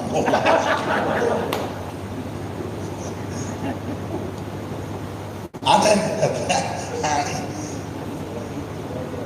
നമ്മുടെ കർത്താവ് ഇരുപാടുകളിൽ തറക്കപ്പെട്ട് ഇവിടെ അടിച്ച് തൂങ്ങിക്കിടക്കുക. കണ്ടാൽ ആളിൽ നിന്ന് നോക്കുമാർ വിരൂപമാക്കും. മുതുക ഉടമചാരി പോലെ നീളത്തിൽ കീറി അനേക കാളകളും ഭാഷകൂട്ടമാണ് ബുഭുക്ഷയോടെ അലർന്ന് സിംഹമെന്ന പോലെ ഒരു കണ്ണിന് പോലും നേരോന്നുന്നില്ല. ഒടുവിൽ ആ ക്രൂശമരണം എലന്തൂരിലെ ഷൗമാരി സാറ് കണ്ടതുപോലെ എഴുതി വെച്ചതിന്റെ പാട്ടിൽ ഉദലനാഥൻ തന്നുടെ മരണം കാണുക ദുർവകമായനോ ഒരു ഭയം പൂണ്ടിളകുകയോ പ്രകൃതി ഭയം പൂണ്ടിളകുകയോ പ്രകൃതികളാകിലമിതം പാറമിളന്നു വാരിളന്നു പാറമിളർന്നു പാരിളന്നു പാവനം മൃദുരുകിരാർന്നു കീറുകയായി തിരുശീലയും തൻമൃതി നേരം സൂര്യനിരുണ്ടുപോയി കീറുകയായി തിരുശീലയും തൻമൃതി നേരം സൂര്യനിരുണ്ടുപോയി മൃതിയെ വെന്ന ഉയർത്തെഴുന്നേറ്റു ഇതിനെതിരാരിന്നോ ചില പാട്ടുകാര് യേശു യേശു പടുതാര അടിച്ച പോലെ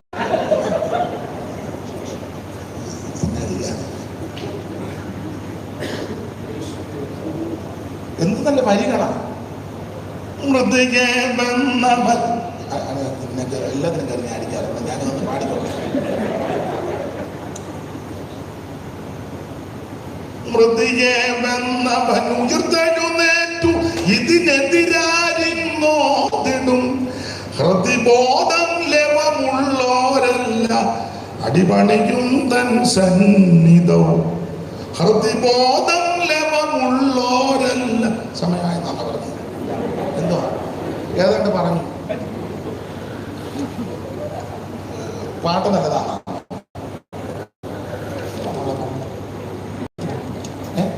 നല്ലതാണ്, നല്ല പാട്ടാണ്.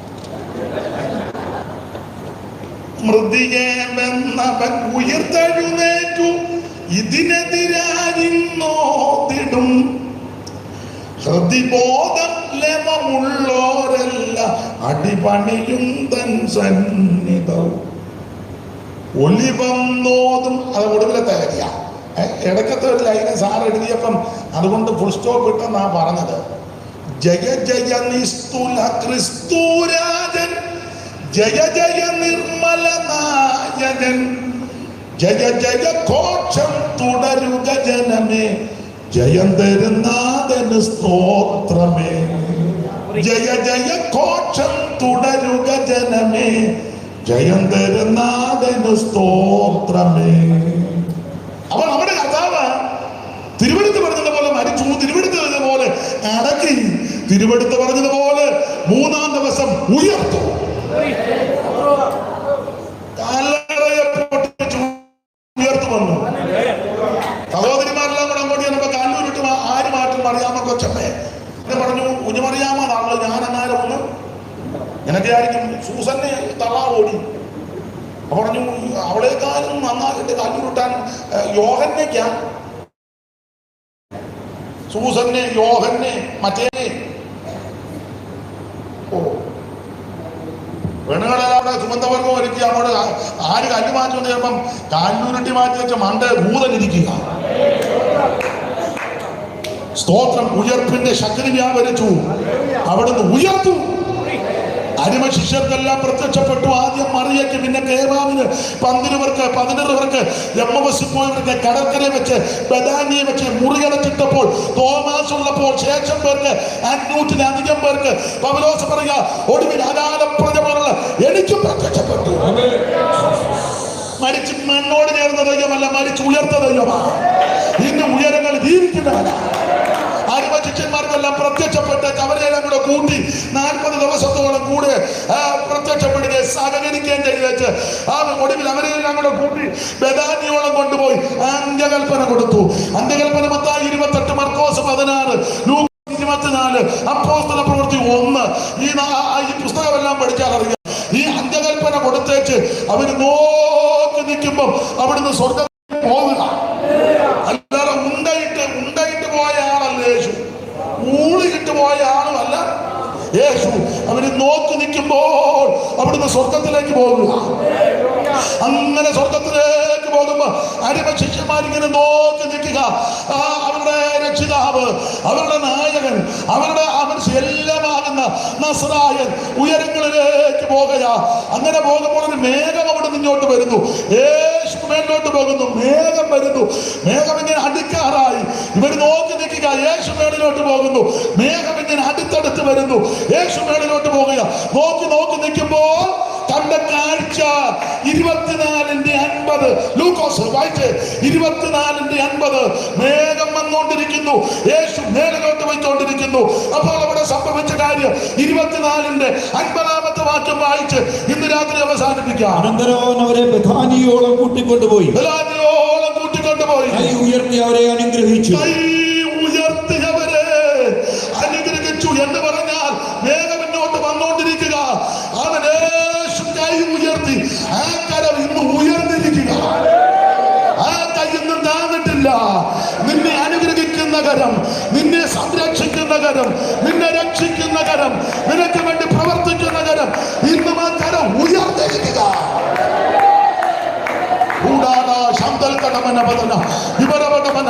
ഇനി എത്രയും അല്പകാലം കഴിഞ്ഞിട്ട്